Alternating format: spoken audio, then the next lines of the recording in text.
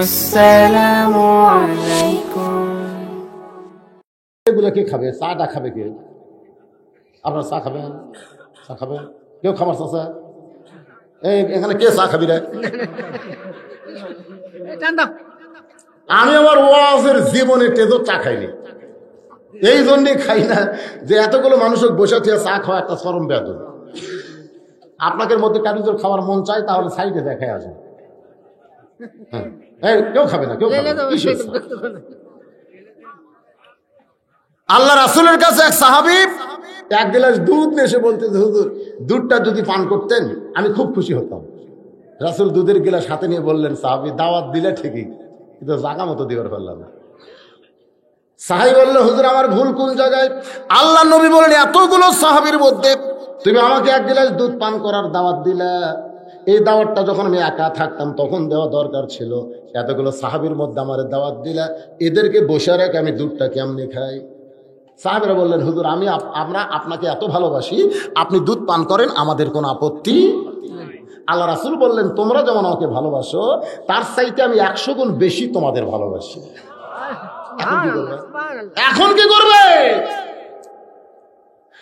গরিব সাহাবী চোখের পানি বের করে কান্দে।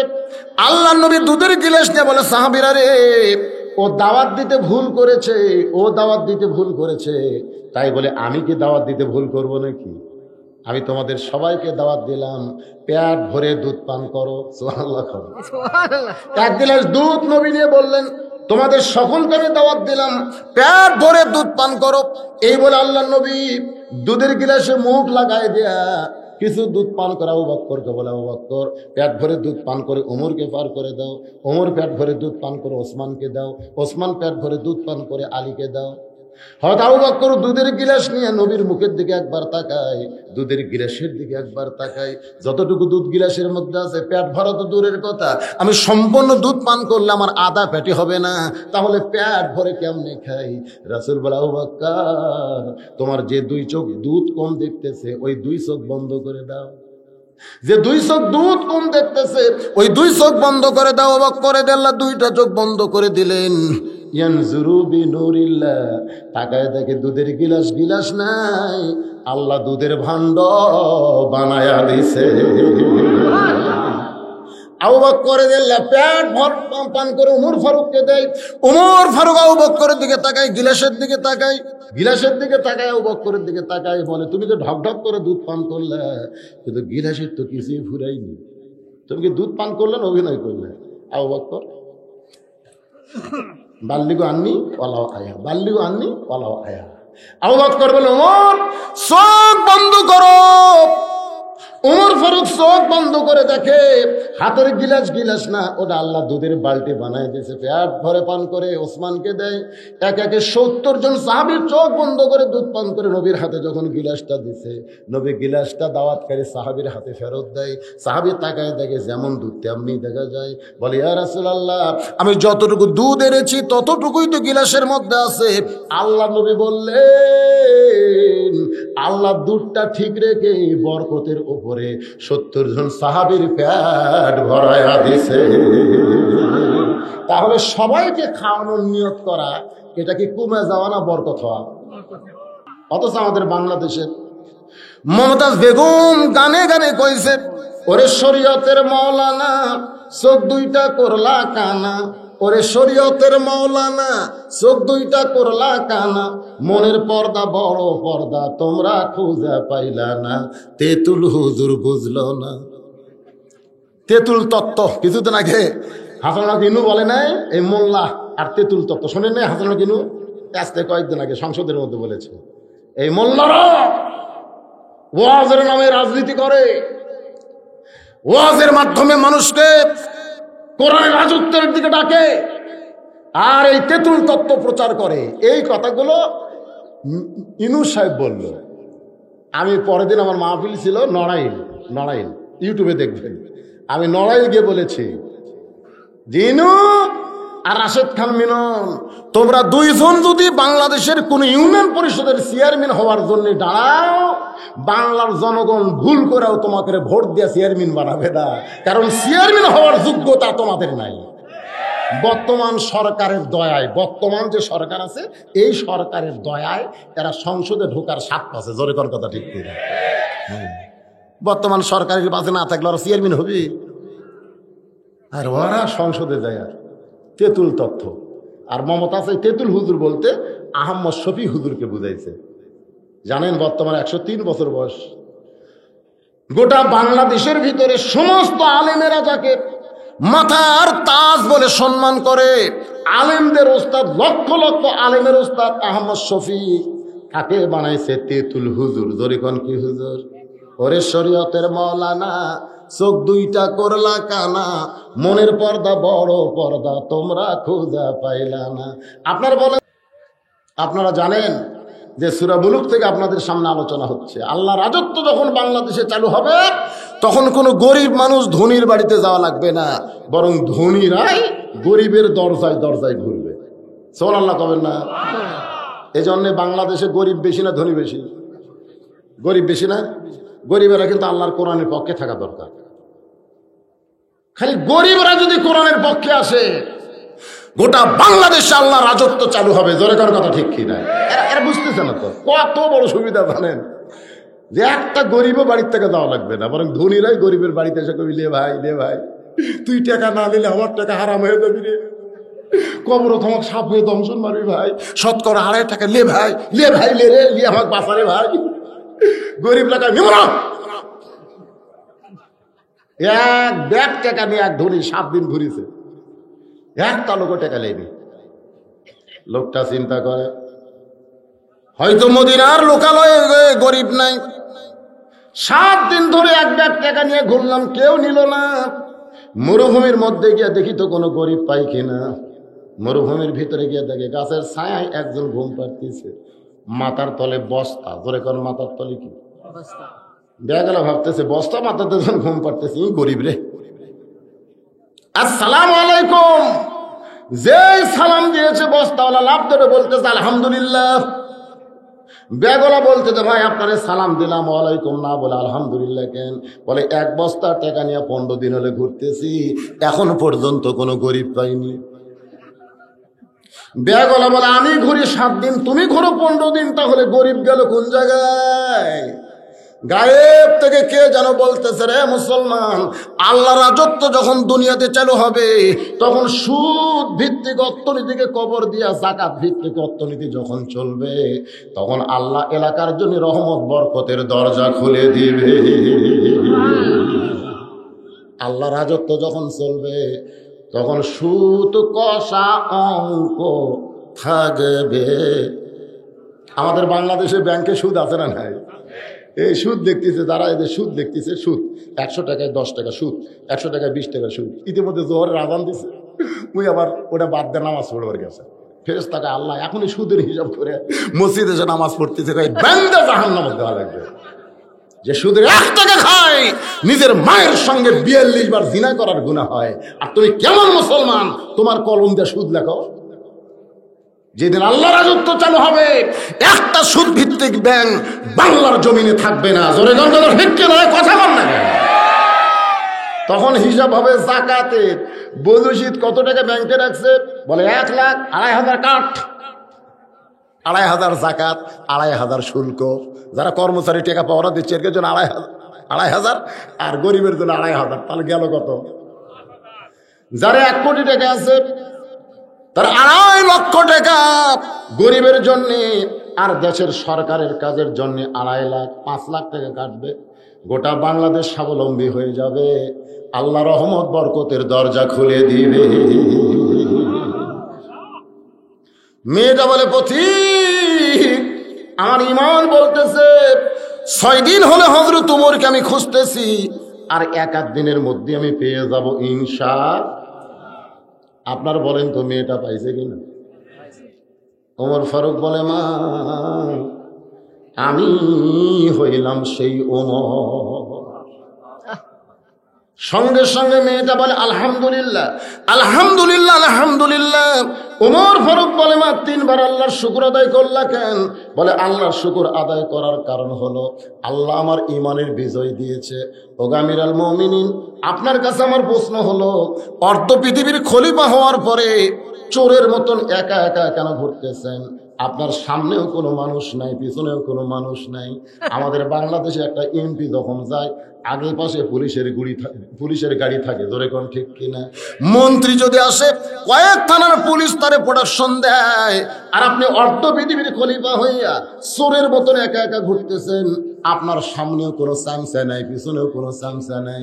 সঙ্গে সঙ্গে ওমর ফারুক বললেন, ইন্নামাল মুমিনুনা আল্লাযীনা ইযা যুকিরাল্লাহু ওয়াজিলাত কুলুবুহুম ওয়া ইযা তুলিয়াত আলাইহিম আয়াতুহু জাদাতুহুম ঈমানা ওয়া আলা রাব্বিহিম ইয়াতাওয়াক্কালুন।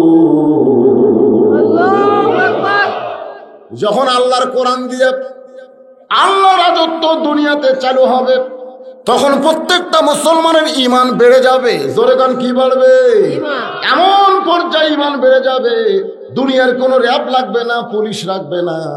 ওয়া আলা রাব্বিহিম ইয়াতাওয়াক্কালুন, কেবলমাত্র আল্লাহ পাক তার বডিগার্ড হয়ে যায়। ওমর ফারুক বলে, মা এখন বলো কি জন্য তুমি আমারে খুঁজতেছো 6 দিন?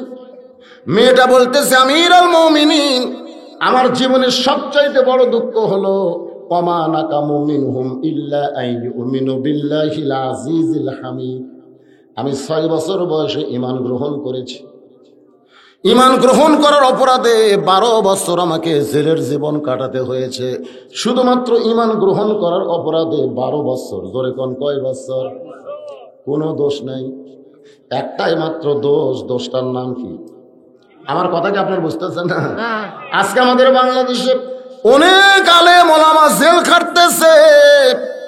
হয়তো আপনারা বলবেন অমুক দোষে অমুক দোষে, একটাও কিন্তু তাদের দোষ না। তাদের একটাই দোষ, আল্লাহর দুনিয়ায় কোরআনের সাম্রাজ্য চালু করা। ধরে কোন কথা ঠিক কি না? মিশর বলেন, ইরাক বলেন, ইরান বলেন, পৃথিবীর যেখানেই বলেন, মুসলমানেরা আল্লাহর জমিনে যখন আল্লাহ রাজত্ব কায়েম করতে যাবে, তখন একদল মানুষ তাদের শত্রু হবে। যেমন ছিল আবু জেহেল, যেমন ছিল নমরুদ, যেমন ছিল ফেরাউন। কিয়ামত পর্যন্ত এদের দোসর আছে না নাই? মেয়েটা বলতেছে, 12 বছর আমি জেলের মধ্যে ছিলাম। সকালবেলা 3টা করে চাবুক মারছে, বিকালবেলা 3টা করে চাবুক মারছে। আমার দেহের এমন কোনো জায়গা নাই যে জায়গায় চাবুকের আঘাত লাগে নাই। আমিরুল মুমিনিন, আপনি যখন রোম পারস্য দখল করলেন, তখন আপনি ঘোষণা করে দিলেন আল্লাহ রাজত্ব যখন চালু হবে, তখন ওই জমিনে জেলখানার কোনো দরকার হবে না। আল্লাহ রাজত্ব যখন চালু হবে, অপরাধ করার সঙ্গে সঙ্গে শাস্তি দেওয়া। জোরে কোন কথা ঠিক কি না?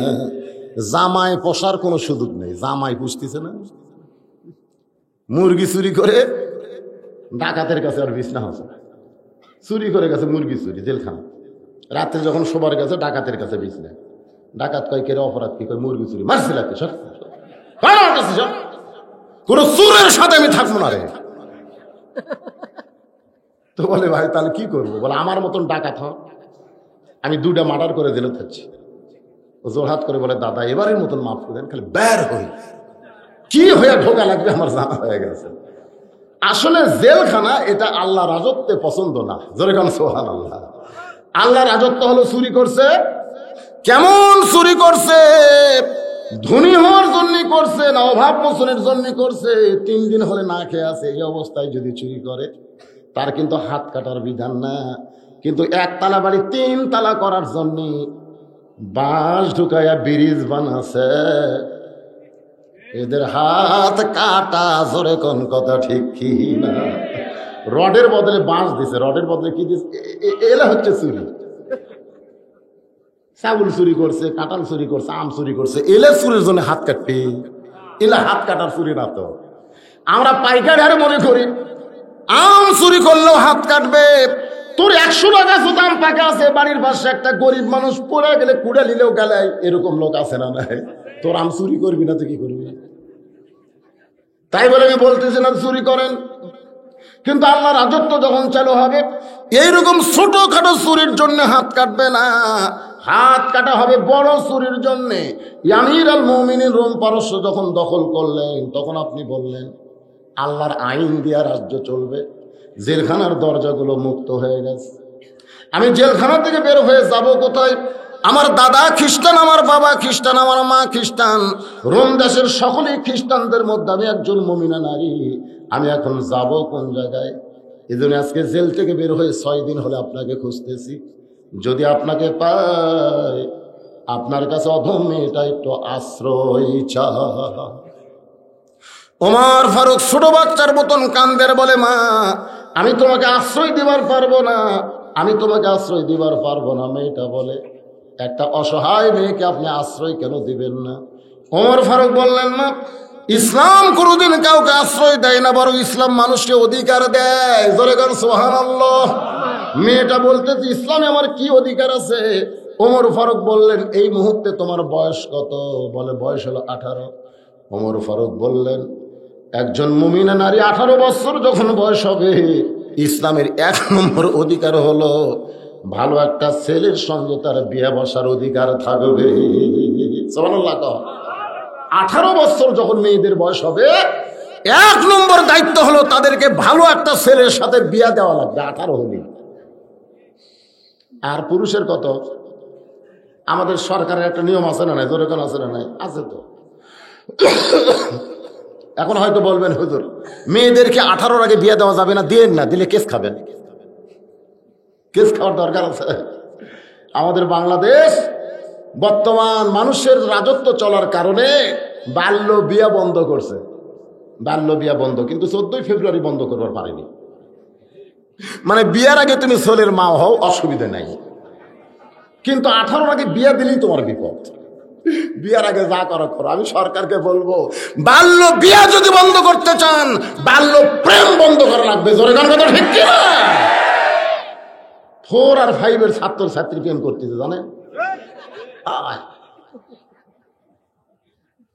মুসলমান দেশে 14 ফেব্রুয়ারির মতন নেকেট দিবস পালন কেন হয়? এগুলো বন্ধ করতে সরকার পারে না, বন্ধ করে হালাল বিয়া। আমি সরকারের দিকে তাকায় বলতেছি ওমর ফারুক বললেন না এই মুহূর্তে তোমার ইসলাম অধিকার দিল ভালো একটা ছেলের সঙ্গে তোমার বিয়া বসা, কিন্তু তুমি কেমনে ভালো ছেলে খুঁজবা? তোমার তো অভিভাবক নাই। আমি তোমার অভিভাবক হয়ে একটা ছেলের খবর দেখি তো তোমার পছন্দ হয় কিনা। মেয়েটা বললেন আমিরুল মুমিনিন কোন ভালো ছেলের খবর দিবেন? ওমর ফারুক বললেন ছেলেটার নাম হলো আব্দুল্লাহ, ছেলেটার বাবার নাম হলো ওমর, ছেলেটা হলো 6 লক্ষ হাদিসের হাফেজ, ছেলেটা লম্বায় হলো 6 ফুট, গায়ের রং ফর্সা, অত্যন্ত সুন্দর। এমন একটা ছেলে আমার কাছে আছে, ওই ভালো ছেলেটার সঙ্গে তুমি কি বিয়ে বসবা? মেয়েটা মুসকে মুসকে হাসে আর বলে বুঝতে পারছি ওই ছেলেটা হলো আপনারই ছেলে। আপনি অর্ধ পৃথিবীর খলিফা হযরত ওমরের ছেলে আব্দুল্লাহ হাদিসের হাফেজের সঙ্গে আমার বিয়ে দিবার চান। ওমর ফারুক বলে মা তুমি যদি রাজি থাকো তাহলে আমার তরফ থেকে কোনো আপত্তি থাকবে না। মেয়েটা বলতেছে আপনি যদি প্রমাণ দিতে পারেন যে আপনার আব্দুল্লাহ সবচাইতে ভালো ছেলে তাহলে আমার কোনো আপত্তি নেই, কিন্তু আব্দুল্লাহর চাইতে যদি কোনো ভালো ছেলে থাকে দুনিয়ায় তাহলে আমার আপত্তি আছে। সুবহানাল্লাহ বলেন না? কারণ আপনি কইছেন আমার অধিকার হলো ভালো একটা ছেলের সঙ্গে বিয়ে বসা, এটা হলো আমার অধিকার। তাহলে আব্দুল্লাহ যদি সবচাইতে ভালো হয় এইটা যদি আপনি প্রমাণ দিবার পারেন তাহলে আমার কোন আপত্তি। ওমর ফারুক বললেন মা আমার কাছে তো আমার ছেলের চাইতে ভালো কেউ হয় না। মেয়েটা বলতেছে আমিরুল মুমিনিন আপনার কাছে ভালো ছেলের খবর আব্দুল্লাহ হতে পারে, কিন্তু আমার কাছে একটা ভালো ছেলের খবর আছে।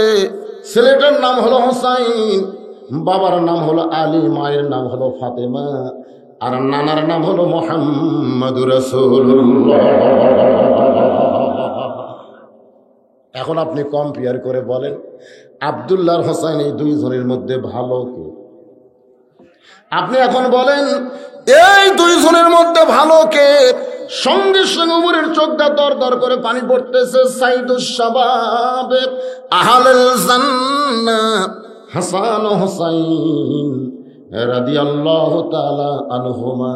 ওমর কান্দের বলে, মা, আমার আব্দুল্লাহর চাইতে হোসাইন আল্লাহর কাছে কোটি কোটি গুণ ভালো। মেয়েটা বলতেছে, তাহলে হোসাইনের মতন ভালো ছেলে দুনিয়াতে থাকার পরে আপনার মতো আব্দুল্লাহ, আপনার ছেলের মতো আব্দুল্লাহকে আমি কেন বিয়ে করব? সুবহানাল্লাহ কন্যা কেন? হোসেনের ভালো ছেলের খবর আমার কাছে থাকার পরে আপনার ছেলের আব্দুল্লাহর মতো ছেলেকে কেন বিয়ে করব? ওমর ফারুক বলে, মা, আমি জীবনে কোনোদিন ঘটকালি করি নাই, আজকে প্রথম তোমার জন্য আমি ঘটক হব। এই জন্যই ঘটক হব কারণ 6 বছর বয়সে তুমি ঈমান গ্রহণ করেছো, 12 বছর তুমি ঈমানের পরীক্ষা দিয়েছো। লিয়াবলুয়াকুম আইয়ুকুম আহসানু আমালান ওয়া হুয়াল আজিজুল গফুর। মেয়েটাকে নিরাপদ আশ্রয় দিয়া হযরত ওমর পড়ন্ত বিকেল বেলা হযরত আলীর দরজায়, হযরত ওমর ফারুক দরজায় গিয়ে সালাম দিলেন, আসসালামু আলাইকুম ইয়া আহলাল বাইত। সালাম দেওয়া হলো নবীর সুন্নত। কোরআন থেকে একটা আয়াত তেলাওয়াত করতেছেন, আম্মাস সাইলা ফালা তানহা। হযরত আলী চমকে গেলেন, সালাম দেওয়ার কণ্ঠ ওমর ফারুকের পাইলাম, আবার ফকিরের আয়াত কেন তেলাওয়াত করলেন? সুবহানাল্লাহ কোন না কেন? আম্মা সাইলা ফালা তানহার হলো ফকিরের আয়াত। এই ফকিরের আয়াত কেন তেলাওয়াত করলেন? দরজা করে তাকায় দেখে হযরত ওমর দাঁড়িয়ে আছে। ওয়ালাইকুম আসসালাম বলে বলতেছে, আমির আল মুমিনিন, আপনি আমার দরজায় সালাম দিয়ে ফকিরের আয়াত তেলাওয়াত করলেন। ওমর ফারুক বলে, আলী রে, আমি জীবনেও কোনোদিন ঘটকালি করি নাই, আজকে প্রথম ঘটক হইয়া তোমার বাড়ির দরজায় আমি তোমার হোসেনের ব্যাপারে একটু ঘটকালি করতে চাই। আলী বলতেছে, আমির আল মুমিনিন, আপনার মতন মহান ব্যক্তি যদি হোসেনের ঘটক হয় তাহলে পাত্রী অবশ্যই ভালো হবে। সুবহানাল্লাহ। রাজত্ব যখন চালু হবে, আল্লাহ রাজত্ব যখন চলবে, তখন ঘটক আগে যাবে ছেলের বাড়িতে, ছেলের বাড়িতে যাবে আগে ঘটক। যখন আল্লাহ রাজত্ব চলবে আমাদের বাংলাদেশে, ঘটক আগে যাবে কার বাড়িতে? ছেলের বাড়িতে। যা বলবে, মহারণা কত দিবেন? মহারণা কত দিবেন? ছেলের বাপ বলতেছে 1 লাখ দেব। ঘটক বলে, তাহলে মেয়ের বাপের কাছে যাই, দেখি তো রাজি হয় কিনা। তারপরে মেয়ের বাপের কাছে যায়, বলবে ছেলের বাপ, ছেলে 1 লাখ টাকা দিবার চাচ্ছে, আপনি কি খান? মেয়ের বাপ বলতেছে, আমার মেয়ে এত সস্তা না যে 1 লাখ মহারণা বিয়ে দেবো, দেবো না। ঘটক আবার যা বলবে, রাজি হয় না। ছেলের বাপ বলতে, ঠিক আছে 2 লাখ দেব। এটা হলো আল্লাহ রাজত্ব। আর শয়তান রাজত্ব যখন চলবে, তখন ঘটক যাবে আগে মেয়ের বাপের বাড়িতে, কত দিবে, কত দিবে। মেয়ের বাপ বলতেছে, কত দেওয়া লাগবে? ঘটক বলতেছে, গত বছর একজন 1.5 লাখ করছে, এখন আপনি কত পারবেন সেটা চিন্তা করেন। মেয়ের বাপ মাটির দিকে তাকায় মনে মনে করে, আল্লাহ রে, এটা কোন দেশ রে, যেই দেশে ছেলের দাম কুরবানির আগের মতন বাড়তিছে? জোরে করে কথা ঠিক কিনা? আপনারা বলেন তো, ডিমান্ড নেওয়া জায়েজ না হারাম? যেই বিয়েতে ডিমান্ড আছে, ওই বিয়ে যদি কোনো মৌলবি পড়ায়, সেই মৌলবিরও খবর আছে, ওই বিয়ার যারা সাক্ষী হবে তাদেরও খবর আছে, ওই বিয়াতে যারা বরযাত্রী হবে তাদেরও খবর আছে, ওই বিয়াতে যারা দাওয়াত খাবে বান্দা সান্দা সবাইকে একসাথে জাহান্নাম দিবে। মানে সকলে মিলে অন্যায়কে প্রতিষ্ঠা করা। জোরে কোন কথা ঠিক কিনা? কে তুমি মৌলবি কয় টাকা পাবা? তুমি বিয়ে পড়া কয় টাকা পাবা রে? আগে জিজ্ঞাসা করা দরকার যে এখানে ডিমান্ড আছে কিনা, মহরান নগদ কিনা। মৌলবীর জিজ্ঞাসা করা দরকার। যেখানে মহরান নগদ কোনো ডিমান্ড নাই, তাহলে আপনি পড়ান। আপনি যদি শোনেন ডিমান্ড আছে, মহর না বাকি, যারা বিয়েতে সাক্ষী হলো তাদের অবস্থাও খারাপ। এই বিয়েতে পড়াবে, বিয়ার জন্য দোয়া করবে, বিয়ার অলিমায় যাবে, খাওয়া দাওয়া করবে, বরযাত্রী হবে, একসাথে বান্দা আল্লাহ গোষ্ঠীকে জাহান্নামত দিবে। ডিমান্ড আল্লাহ বিয়ার বরযাত্রী হবে, কথা কান্নাকার হবেন। সমাজ ইচ্ছা করলে অন্যায়ের বিরুদ্ধে আন্দোলন করতে পারে। জোরে কোন কথা ঠিক কিনা? আমরা সবাই বলবো, যে বিয়াতে ডিমান্ড আছে মহরণা বাকি, ওই বিয়াতে আমরা দিব ফাঁকি, যাব না। দেখবেন সমাজ থেকে অন্যায় দূর হয়ে যাবে। আলী বলতেছে, আমির আল মুমিনিন, আপনার মতন মহান ব্যক্তি যদি বিয়ার ঘটক হয় তাহলে পাত্রী অবশ্যই ভালো হবে।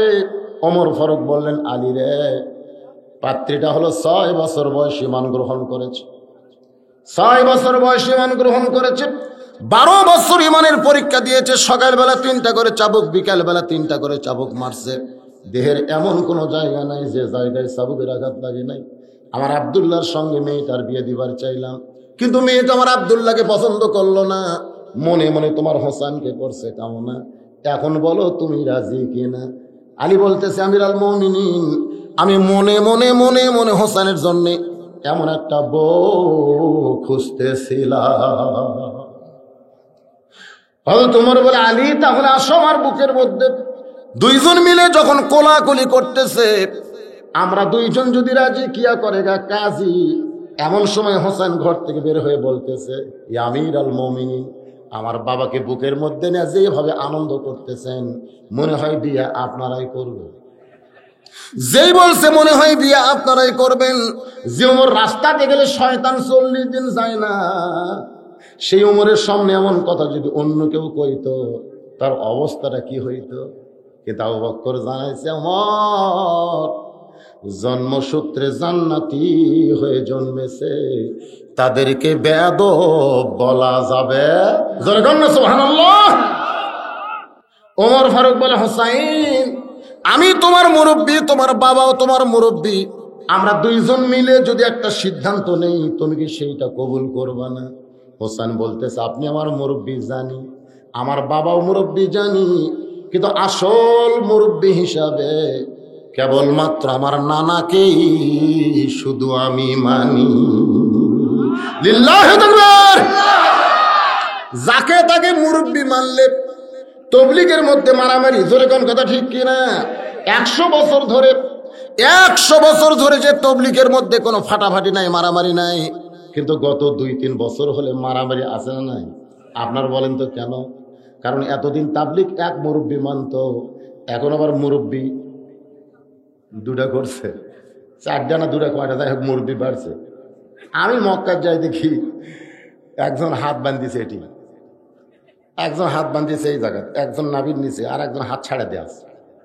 আমি চিন্তা করলাম, কেরি আমরা সবাই মুসলমান, এরকম কেন? তো যাই হাত বুকত বান্ধিছে, তাকে বললাম, ভাই জান আপনার হাত বুকে খেন। বলতেছে, আমার মুরব্বীর নাম হলো ইমাম শাফি, ওর মুরব্বী ইমাম শাফি। আমি বললাম, যাই নাভির নিচে, বলে মুরব্বী ইমাম আবু হানিফা। তুমি হাত ছাইড়া দিছো, বলে আমার মুরব্বী হলো ইমাম মালিক। তাহলে কি বোঝা গেল? এক একজন এক এক মুরব্বীকে মানার কারণে এক একজনের হাত এক এক জায়গায় গেছে। আল্লাহ বলেছেন, কুল হে রাসূল আপনি বলেন, ইন কুনতুম তুহিব্বুন আল্লাহ ফাত্তাবিউনি, আমি আল্লাহকে যদি পাবার চাই 1000 মুরব্বির দরকার নাই, একটা মাত্র মুরব্বি, সেইটা হলো মুহাম্মাদুর রাসূলুল্লাহ।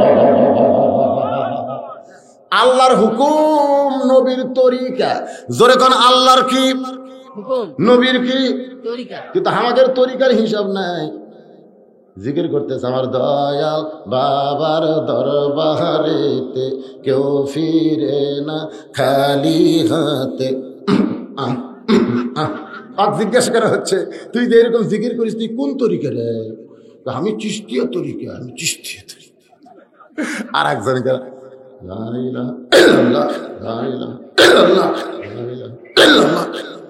তোর আগারটা শোনায় যায় না, পরকাটা ঝাঁকি মারি, তুই কোন তরিকা রে? ভাই মজাদির তরিকা, মজাদির। আপনারা বলেন তো তরিকা কয়টা? কয় তরিকা? হোসেন বলতেছে, আপনি আমার মুরব্বী, আমি জানি, আমার বাবাও মুরব্বী জানি, কিন্তু আসল মুরব্বী হিসাবে আমার নানাকে শুধু আমি মানি, নানা ছাড়া অন্য কাউকে মানা যাবে? ওমর ফারুক বলে, হোসাইন তুমি কি বোঝাবার চাও? হোসাইন বলতেছে, আমি কয়েকদিন আগে স্বপ্নে দেখেছি আমার নানা ঘরের মধ্যে আরাম করতেছে। আমি হোসাইন ঘরের দরজার কাছে গিয়ে বললাম, নানু ভাই আমি একটু ঘরের মধ্যে ঢুকতে চাই। আমার নানা বলতেছে, হোসাইন আমি এখন জান্নাতে আরাম করতেছি, খবরদার ঘরের মধ্যে ঢুকিস না। আমি হোসেন চমকে গেলাম, যেই নানা আমার ভাঙ্গা ঘরের মধ্যে শুয়ে আছে, আর সেই নানাকে আমি জান্নাতে আরাম করতেছি, দরজা না খুললে কি হবে? আমি একটা জানালার ফাঁক দিয়ে তাকায় দেখি আমার নানি উড়াতে বালিশ বানায় দিছে, আর সেই উড়াতে নানা মাথা দিয়ে শুয়ে আছে, নানি চুলের মধ্যে হাত দিয়ে এরকম বিলকি কাটতেছে। আমি রাগ করে বললাম, নানা ভাই, নানির উড়াতে বালিশ বানায় শুয়ে থাকলে কি জান্নাতে থাকা যায়? আমার নানা বলে, হোসেন রে, তুই ছোট্ট মানুষ, বুঝবি না, তোর নানির মতন বউ যদি কেউ ঘরে পায়, ওই ঘরটা আল্লাহর জান্নাত হয়ে যায়। আমি তখন থেকে সিদ্ধান্ত নিয়েছি, আমার নানা যেমন বিয়ে করেছে, আমার বাবা যেমন বিয়ে করেছে, ও বাবা আপনি বলেন তো আমার মা আপনার কেমন বউ? আপনি বলেন তো বাবা, আমার মা আপনার ঘরে আসার পর থেকে আপনার ঘর কেমন, শান্তি না অশান্তি? আমার নানা যদি নারীর বউ বানায় ঘর জান্নাত হয়, আমার বাবা যদি মাকে বিয়ে করার পরে ঘর জান্নাত হয়, আমি হোসাইন তেমন একটা বিয়ে করব যে বউটা ঘরে আসার পরে আমার ঘরটাও আল্লাহর জান্নাত হবে। ভাবিয়া করিও কাজ, করিয়া ভাবিও না। যারা বিয়ে করেননি তারা এখন থেকে চিন্তা করেন, এখন থেকে চিন্তা করেন। বিয়ে করার পরে আর পোস্তা লাভ নাই। পোস্তা লাভ আছে? আমার বউ যখন ওর বাপ আসবে, আমার শ্বশুর যখন আসবে, তখন আমার কানে কানে কয়, আমার আব্বা দেশি মুরগি খায়, আমার আব্বা কানুস খায়, আমার আব্বা ট্যাংরা খায়, আমার আব্বা এশিয়ার দই মিষ্টি খায়। ঠিক আছে রে, তোর বাপ আসুক রে, আনমরে। আমার শ্বশুর যেদিন আসে তার আগের দিন আমি কিনে নিয়ে দিই। আমার বউ শ্বশুরের সামনে মাছ পাক, গোস্ত পাক, ডিম সব। আর এক টুকরা খান আব্বা। আমার শ্বশুর আর পাকতেছে না, মা আর পাকতেছে, খান আব্বা, আর এক টুকরা খান হবে। আমার শ্বশুর খাবে না, তাও জোর করে খাওয়ায়। কিন্তু আমার বাপ যখন আসে, ওই 15 দিন আগেকার পুরাতন বিস্কুট বের করে দিছে। আমার বাপের সামনে এক থালি বিস্কুট দিছে। আমার বাবা বিস্কুট কামড় দেয়, দাঁতের সঙ্গে শিকটা লাগে, মানে পুরানো হয়ে গেছে ভাই, পটমটার শব্দ হয় না, শিকটা সা। আব্বা করে, কে রে বা, যতদিন তোর বাড়িতে আসি তোর বউ এমন বিস্কুট দেয় খালি দাঁতের সাথে লাগে যায়। আমি কইলাম, কে রে, তোর বাপ আসলে, হ্যাঁ, আর আমার বাপ আসলে, হ্যাঁ, লিয়াবলুয়াকুম আইয়ুকুম আহসানু আমালা। আল্লাহ বলতে ভালো আমলের পরীক্ষা করবো। আমি তখন ঘরের মধ্যে দেয়, আমার বউ মুচকে হাসি দিই, হাসতেছি, কারণ রাগ করলে তো আসবি না। আব্বা কিন্তু বসে আছে, বউ যেই ঘরের মধ্যে আছে, আমি দরজার সিটকি তুলে দিছি। আব্বা এই হুজুর বউ ঘরের মধ্যে তুলে। আমি বলি, আব্বা নতুন সুন্দর একটা আমল করবো। আব্বা আপনি চিনলেন না, আব্বা আপনি চিনলে ভালো আমল করা যাবি না তো। আইয়ুকুম আহসানু আমালা, সুন্দর আমলের পরীক্ষা হবে। আপনি চুপ থাকেন, আর কোনোদিন শিক্ষা চা খাওয়া লাগবে না আব্বা, একটু চুপ থাকেন। কি আমল করি আপনি ওটা শোনেন। সিটকি লাগে দেয়, খুব জোরে ধরা হবে না। এই ফকুনির বেটি, তোর বাপ আসলে ট্যাংরা খায়, দেশি মুরগি খায়, কানুস খায়, এশিয়ার দই মিষ্টি খায়, আর আমার বাপের সামনে শিক্ষা বিস্কুট করে। ফকুনির বেটি, তো 3 কথা দিয়ে বউ করছি রে, 3 কথা দিয়ে তো তাগত দেবো। আমার বইয়ের অভাব পড়ছে, বাপ মায়ের অভাব আছে, কিন্তু বইয়ের অভাব নেই। 2 পাও ধরে বলতেছে, খালি ছেড়ে দেন আর জীবনে। ওই যে আমল করছি ভাই, এরপরে আমার বাপ আমার কোনোদিনও কয়নি যে শিক্ষা বিস্কুট দিছে। ভাবিয়া করিও কাজ, করিয়া ভাবিও না। যদি আমি দেখে শুনে বিয়ে করতাম, আমার বাবার পাতি শিক্ষা বিস্কুট যাইতো না। জোরে কোন কথা ঠিক কিনা রে? যুবকেরা এখনো যারা বিয়ে করো নাই, আমার মায়েরা বোনেরা যারা পর্দার অন্তরালে, একটু মনোযোগ দিয়ে শুনবেন। মা হোসাইন বলতেছে, আমিরুল মুমিনিন, আমার নানা যেমন বিয়ে করেছে, আমার বাবা যেমন বিয়ে করেছে, আমিও তেমন একটা বিয়ে করতে চাই। ওমর ফারুক বললেন, হোসাইন, আমি যে মেয়েটার ঘটকারি করতেছি, এই মেয়েটা অত্যন্ত ভালো। 6 বছর বয়সে ঈমান গ্রহণ করেছে, 12 বছর ঈমানের পরীক্ষা দিয়েছে, এরপরও ঈমান হারা হয় নাই। হোসেন বলতেছে, আমিরুল মুমিনিন, মেয়েটা আপনার কাছে ভালো হতে পারে, কিন্তু আমার কাছে নাও হতে পারে।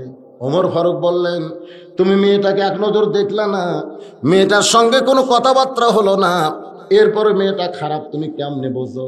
হোসেন বলতেছে, আমি খারাপ ভালো বলতেছি না, আমি সিদ্ধান্ত নিয়েছি আমি সেই মেয়েকে বিয়ে করব যে মেয়েটা আমার 3টা প্রশ্নের উত্তর দিতে পারবে।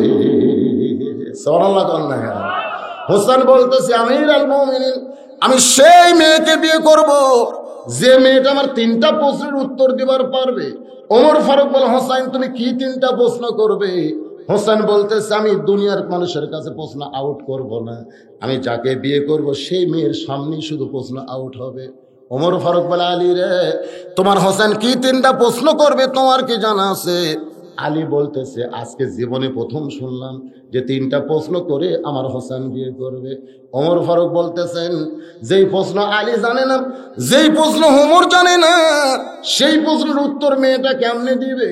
কানতে কানতে মেয়েটার ঘরের দরজায় গিয়ে বলে মা আমার আব্দুল্লাহকে বিয়ে কর রে মা, 6 লক্ষ হাদিসের হাফেজ আব্দুল্লাহকে বিয়ে করলে তুই ঠকবি না। মেয়েটা বলতেছে আমির আল মুমিনিন একই কথা কেন বলতেছেন? যদি আপনি বলেন হোসেনের চাইতে আপনার আব্দুল্লাহ ভালো তাহলে আমার কোনো আপত্তি নাই, কিন্তু আপনি যখন বলেছেন ভালো একটা ছেলেকে বিয়ে করার অধিকার আমার আছে, তাহলে হোসেন থাকতে আমি আব্দুল্লাহকে বিয়ে কেন করব? ওমর ফারুক বলে মা হোসেন সেই মেয়েকে বিয়ে করবে যে মেয়েটার 3টা প্রশ্নের উত্তর দিবার পারবে, যেই প্রশ্ন আমি ওমর জানি না তার বাবাও জানে না, তাহলে তুমি কেমনে উত্তর দিবে? মেয়েটা ঘরের ভিতর থেকে বলতেছে আমির আল মুমিনিন হোসেন কি 3টা প্রশ্ন করবে আমি জানি না, তবে আমার ঈমান বলতেছে আমি না পারলেও আমার আল্লাহ পারাবে। যখন আল্লাহর রাজত্ব দুনিয়াতে চালু থাকবে তখন প্রত্যেকটা মুসলমানের ঈমান এত বেড়ে যাবে নিজের শক্তি খেয়াল করবে না, শক্তি খেয়াল করবে আমার আল্লাহ। ধরে কোন ঠিক কিনা?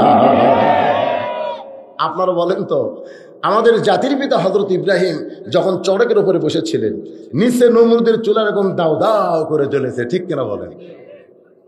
বারবার কিন্তু নমরুদ বলেছিল ইব্রাহিম আগুনে পুড়ে তুই সারকার হয়ে যাবি, আগুনে পুড়ে তুই সারকার হয়ে যাবি। ইব্রাহিম নবী কিন্তু মুস্কি মুস্কি হেসে বলেছিলেন নমরুদ তুই যে আগুনের কথা আমাকে বারবার বলিস, আমি সেই আগুনের স্রষ্টার প্রেমে পাগল হয়েছি। সুবহানাল্লাহ। নমরুদ তুমি আগুন জ্বালাবার পারো কিন্তু পোড়ানোর ক্ষমতা কার হাতে? আমি সে আল্লাহর সঙ্গে বন্ধুত্ব করেছি, দেখি আমার আল্লাহ কি করে। এখান থেকে বোঝা গেল যারা আল্লাহর হবে তাদের কলিজার মধ্যে শুধু থাকবে কে? আরো জোরে বলেন কে? শুধু আল্লাহ থাকবে। মেয়েটা বলতেছে আমির আল মুমিনিন হোসেন কি 3টা প্রশ্ন করবে আমি জানি না, তবে আমার ঈমান বলতেছে আমি না পারলেও আমার আল্লাহ পারাবে। আপনাদের ঈমান কি কয়? এটার কথা বলতেছে না। আমার 5 পরে একজন বলতেছে হুজুর বর্তমান প্রধানমন্ত্রী যতদিন বেঁচে আছে ততদিন ওই জায়গাত যাওয়ার ক্ষমতা কারো নেই। আমি বললাম কেমনে? আমার ঈমান তাই কয় হুজুর, যতদিন বেঁচে আছে ওই জায়গাত কেউ যাওয়ার পারবে। আমি বললাম ভাই তাহলে আর কত বছর? বলতেছে তা ধরেন 50 বছর। আমি বললাম এটাই তোমার ঈমান? এটাই আমার ঈমান, আপনি কি করবেন? আমি তখন বললাম দেখো 50 বছর না 5 বছর না 10 বছর এটা কোনো মুসলমান হিসাব করে বলতে পারবে? যেরকম পারবে। কারণ 9টার সময় রাত 9টার সময় 4 তলা বিল্ডিং, 2 লক্ষ টাকার খাট, 12,000 টাকার কম্বল, 9টার সময় গায়ে দিয়া বলতেছে আমার ঘর আমার বাড়ি আমার নামাইকে। এই কয়ে চোখে মুখে কম্বল দিয়ে শুয়ে পড়ছে রাত 9টায়। আমার বাড়ি আমার ঘর আমার নামাইকে। কিন্তু রাত 4টার সময় 48 সেকেন্ডের একটা ভূমিকম্প, রাত 4টার সময় 9টার সময় কছে আমাকে নামাইকে, আর 48 সেকেন্ডের একটা ভূমিকম্প কয়টার সময়? রাত 4টার সময়। খালি বিল্ডিং না বাড়ি আইনি, খালি ওই এত জোরে নামছে যে কম্বলের মধ্যে ওর লুঙ্গি আছে ওরা পরার কথা খেয়াল নেই। বিল্ডিং এর নিচে আসে বিল্ডিং এর দিকে তাকায় আছে। একজন এসে বলতে দেখে ভাই আমরাও তো নামছি রে, তোর পরের লুঙ্গি হাই হাই লুঙ্গি তো কম্বলের মধ্যে। এখন চিন্তা করেন 9টার সময় যে লোকটা কইল আমাকে নামাই কে, 4টার সময় তাকে ন্যাংটা করে কে নামাছে? তাহলে মুসলমানের ঈমান হলো তো ইজ্জুমান তাসা পড়েন, তো ইজ্জুমান তাসা ওয়াতুযিল্লু মান তাসা বিয়াদিকাল খায়র ইন্নাকা আলা কুল্লি শাইইন কাদির। আল্লাহু আকবার। সম্মান দিয়া চেয়ারে বসানোর মালিককে, আমার ন্যাংটা করে নিচে নামানোর মালিককে। উপর জমিতে আধা হাত পানি আর হামারটার পানি নাই, ওই চারিদিকে তাক আছে, কেউ নাই, কেউ নাই। আপনারা বলেন ওর নামাজ আছে? ফজরের নামাজ পড়ে দোয়া দরুদ জিকির করে চারিদিকে তাকায় দেখে কেউ নাই। আপনারা বলেন তো, যারা প্রকৃত জিকির করে তারা কি চারিদিকে তাকায় না উপর দিকে তাকায়? কেউ না দেখলেও কে দেখছে? আরো জোরে বলেন, কে দেখছে? ওমর ফারুক এক দৌড়ে হযরত আলীর বাড়িতে। আলী বলতেছে, আমির আল মুমিনিন, কিছুক্ষণ আগে কানতে কানতে গেলেন, আবার কেন আইছেন? বলে তারিখ করতে চাই। হোসেন বলে কিসের তারিখ? ওমর ফারুক বলে বিয়ার তারিখ না, তুমি যে 3টা প্রশ্ন করবা, মেয়েটা উত্তর দিবার পারবে কি পারবে না তার যাচাইয়ের তারিখ। আলী বলতেছে, আমির আল মুমিনিন, যেই প্রশ্ন আপনি জানেন না আমি জানি না, সেই প্রশ্নের উত্তর মেয়েটা কেমনে দিবে? খামাকা তারিখ করে লাভটা কি? ওমর বলে, আলী রে, ইমানের বলে বলিয়ান হয়ে মেয়েটা এমন কথা বলেছে, আমার মনে হয় মেয়েটা একলা না, মেয়েটার সাথে আমার আল্লাহ রয়েছে। ইমানের দাবি যদি কুরবানি হয়, সেই দাবি ঘরে বসে থাকা নয়। সবাই বলেন, ইমানের দাবি যদি কুরবানি হয়, সেই দাবি ঘরে বসে থাকা নয়। ইমানের দাবি হলো কিছু বিনিময়, সেই বিনিময় যদি কলিজার ঘাম হয়, সেই ঘাম দিতে যেন তৈরি থাকি। ওগো দয়াময় আমার আল্লাহ দয়াময়। ঘরের মধ্যে বসে থাকে আর আল্লাহ আল্লাহ করে। আপনার যে ঘরত আল্লাহ আল্লাহ করতেছেন ওই এক না ঘর খালি ঠিক আছে, আর আপনার পাশের ঘরের মধ্যে আপনার বউ আর আপনার বেটি ভারতের স্টার জলসা জি বাংলা দেখতেছে, আপনার ঘর আর পাশের ঘর একই বাড়ির 2 ঘর, এক ঘর জিকির হয় আর এক ঘর হরি হরি হয়। কেরে মুসলমানের ঘর হরি হরি কেরে? যাই দেখেন আপনার বউ স্টার জলসা হিন্দুকের নাটক দেখতেছে, আর ওই নাটকের মধ্যে হিন্দুকের পূজার বাদ্য লোকের বাজতেছে। রাত 9টার সময় আপনারা যখন ঈশার নামাজ পড়ে বাড়ির যা ঘুমান, ফেরেশতা ঘুরবার আসে আপনাকে এই প্রামাণিক পাড়ার, জানেন? আশা দেখে প্রত্যেক বাড়ির থেকে লোকের বাদ্য বাজতেছে। ওই স্টার জলসা জি বাংলা দেখার কারণে হিন্দুকের পূজার বাদ্য বাজতেছে। ফেরেশতাকে, আল্লাহ এটা কোন এলাকা? আল্লাহ কালীবালা, নাম তো কালী, এটা কোন এলাকা? আল্লাহকে আগে হিন্দু আসিল রে, এখন এরা মুসলমান। তো মুসলমানদেরকে ঘরের মধ্যে হিন্দুকের পূজার বাদ্য কেন বাজতেছে? তার শালারা ভালো আছে কিন্তু বউগুলা ঠিক করে পারেনি,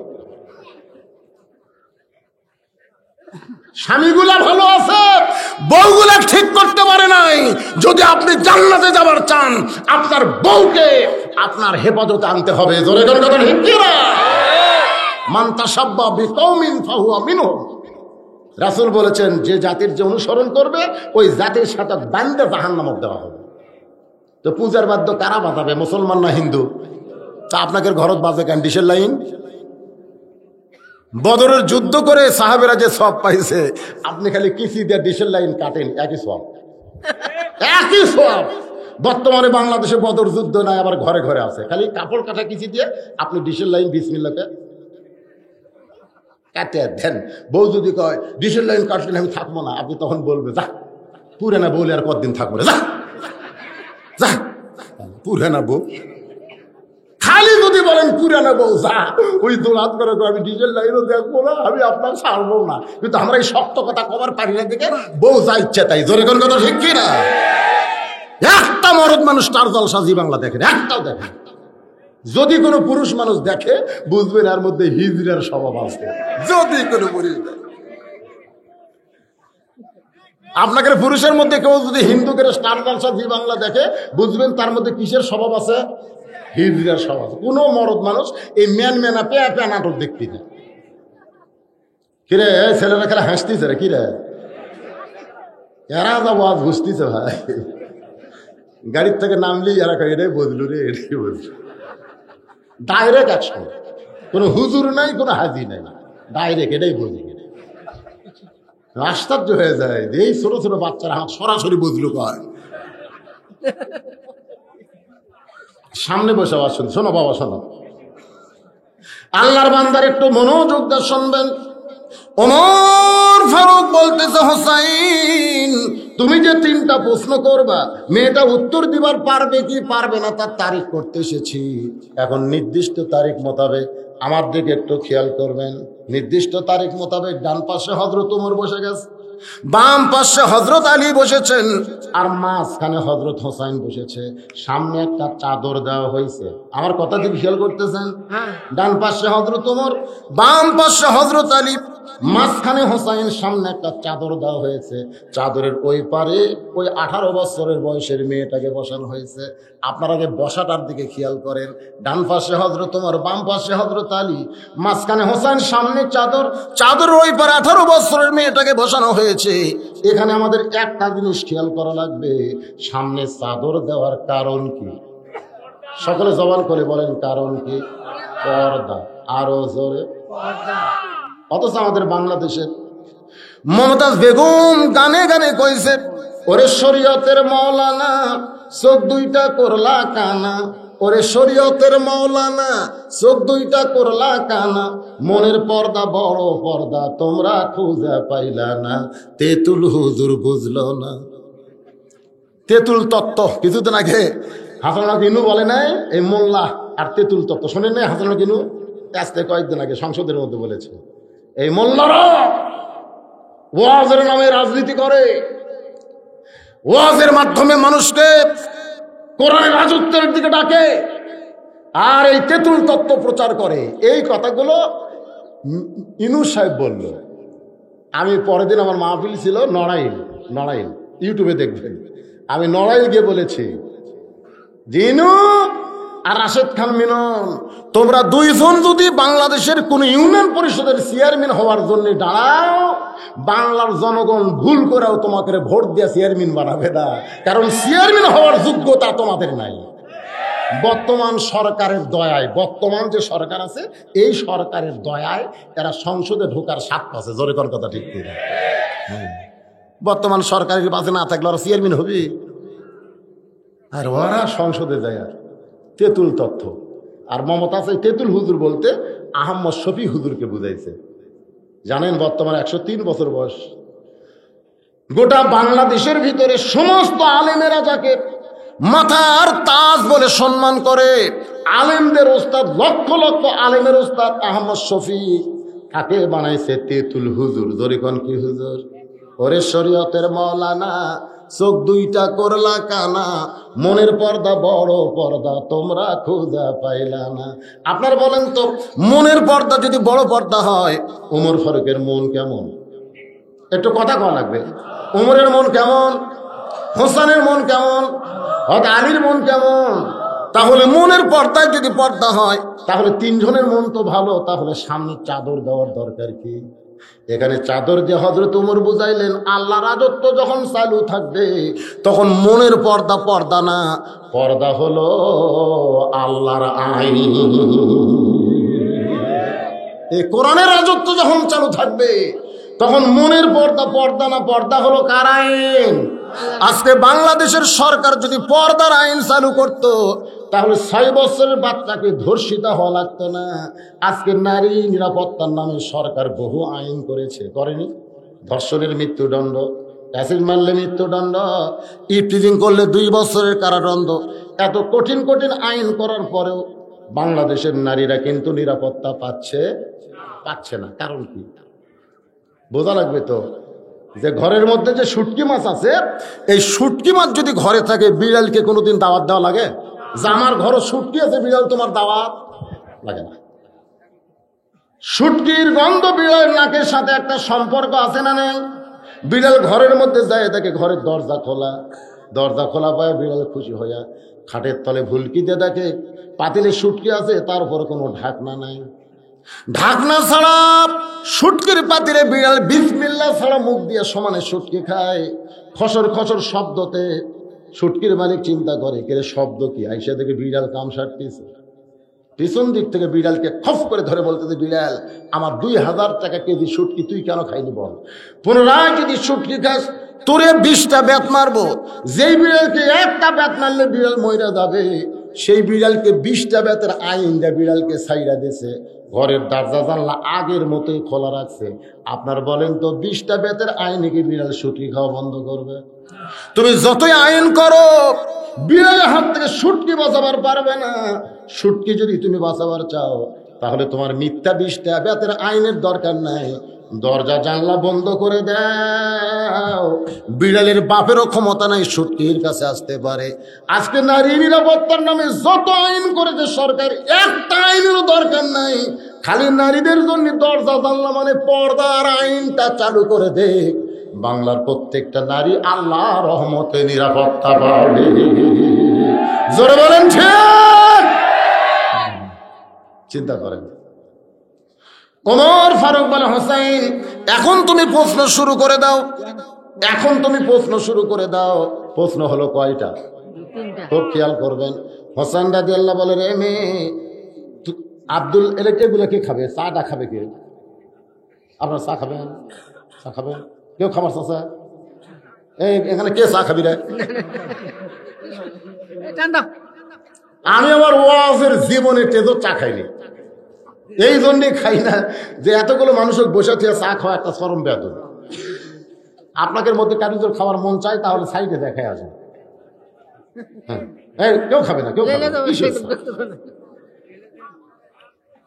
আল্লাহ রাসূলের কাছে এক সাহাবী 1 গ্লাস দুধ নিয়ে এসে বলতেছে, হুজুর দুধটা যদি পান করতেন আমি খুব খুশি হতাম। রাসূল দুধের গ্লাস হাতে নিয়ে বললেন, সাহাবী দাওয়াত দিলে ঠিকই, কিন্তু জায়গা মতো দিবার পারলাম না। সাহাবী বলল, হুজুর আমার ভুল কোন জায়গায়? আল্লাহ নবী বললেন, এতগুলো সাহাবীর মধ্যে তুমি আমাকে 1 গ্লাস দুধ পান করার দাওয়াত দিলা। এই দাওয়াতটা যখন আমি একা থাকতাম তখন দেওয়া দরকার ছিল। এতগুলো সাহাবীর মধ্যে আমার দাওয়াত দিলা, এদেরকে বসে রেখে আমি দুধটা কেমনে খাই? সাহাবীরা বললেন, হুজুর আমরা আপনাকে এত ভালোবাসি, আপনি দুধ পান করেন, আমাদের কোনো আপত্তি।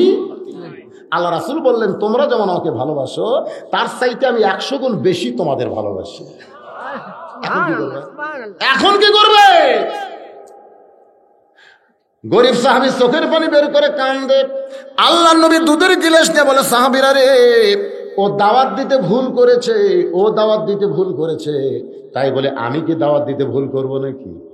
আমি তোমাদের সবাইকে দাওয়াত দিলাম, পেট ভরে দুধ পান করো। সুবহানাল্লাহ। 1 গ্লাস দুধ নবী নিয়ে বললেন, তোমাদের সকলকে আমি দাওয়াত দিলাম, পেট ভরে দুধ পান করো।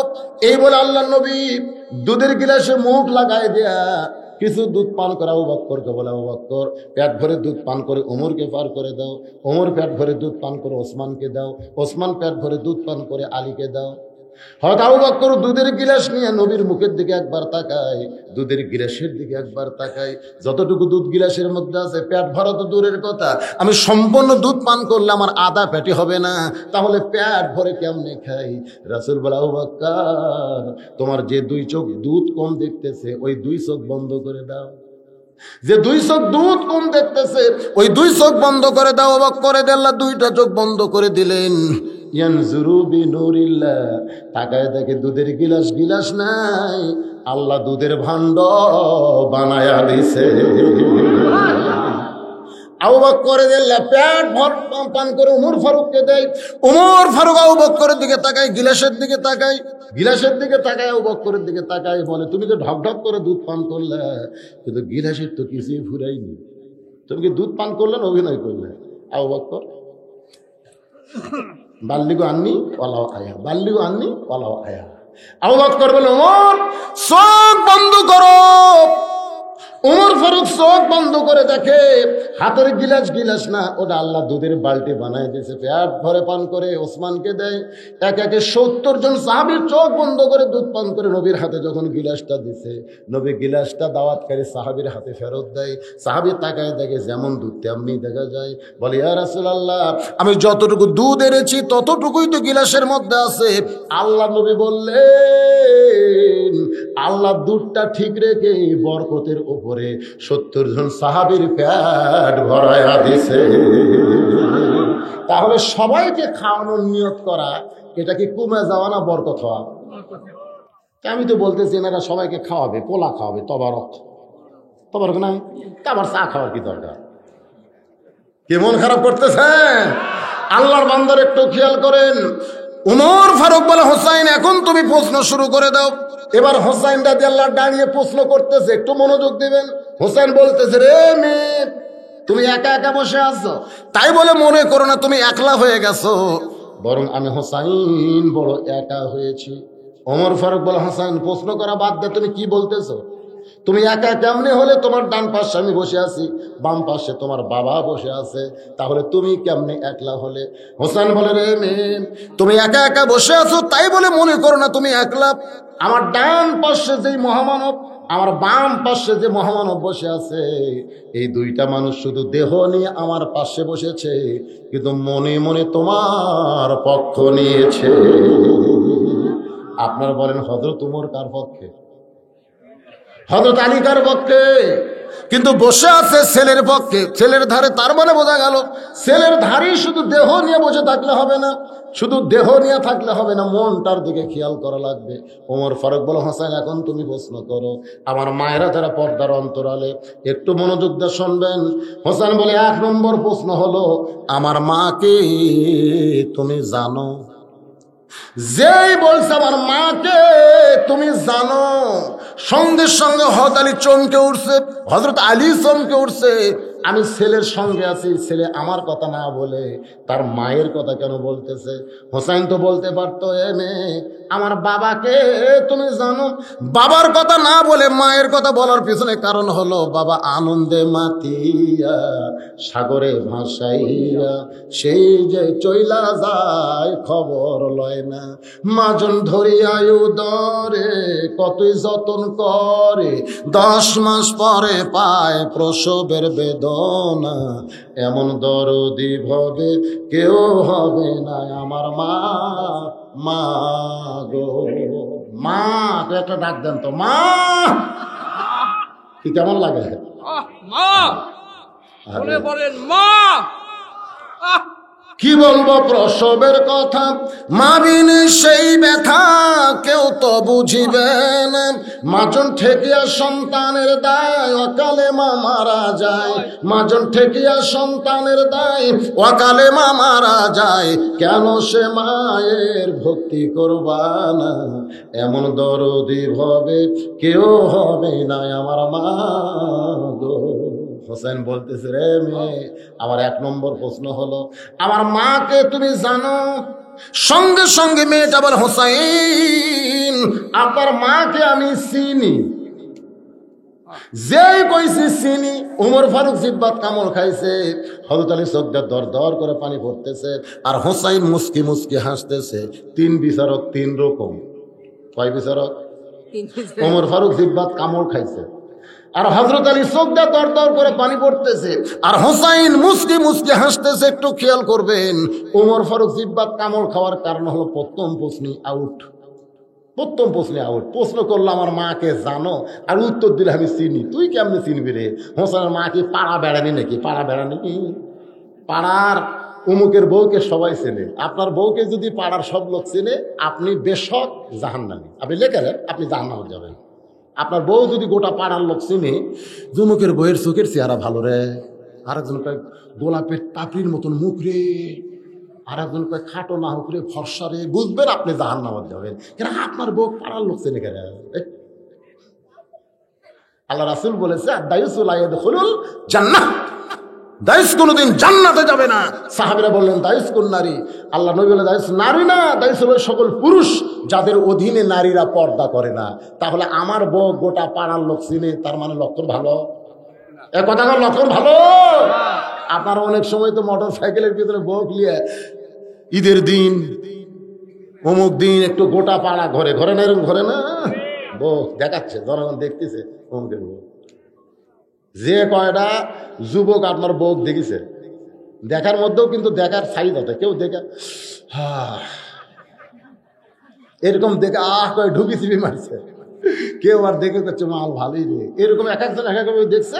রাত্রে দরজা জানলা বন্ধ করে ঘুমাইছে, আপনার ওই বেপর্দা বউ কোন পক্ষে 10 জনের ল্যাপের মধ্যে ঢুকছে। বেপর্দা বউ 10 জনের ল্যাপের মধ্যে ঢুকছে, আপনার বেপর্দা বইয়ের কারণে ওদের স্বপ্ন দোষ আছে।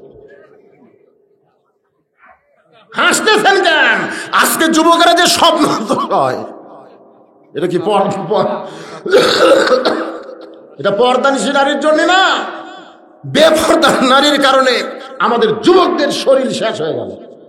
দেওয়ালে দেওয়ালে পোস্টাল, দেওয়ালে দেওয়ালে পোস্টাল, নেকেট পোস্টাল। দেখছেন আপনারা যৌন শক্তি হারবাল দেখেন না? ইন্ডিয়ান হারবাল আমি দেখলাম লেখা আছে ছোট জিনিস বড় করবেন, সেগুন আছে মোটা করবেন, বেকা আছে সোজা করবেন, আঁকা মোটা গোড়া সেগুন লেভেল পজিশন করবেন। তাহলে 2 মাসে ওষুধ খান।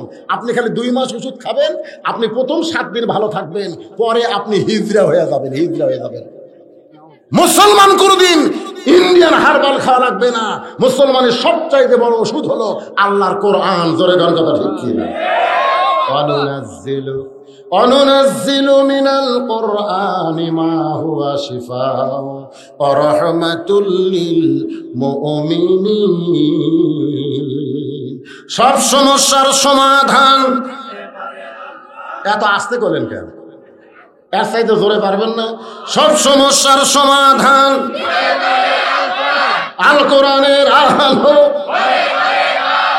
কোরআন হাদিস যেখানে, দুনিয়ার মুসলমান। হযরত আলীর চোখটা দর দর করে পানি পড়তেছে। হযরত আলীর চোখটা দর দর করে পানি পড়ার কারণ হলো এশার নামাজ পড়ে হযরত আলী ঘরের মধ্যে ঢুকছে।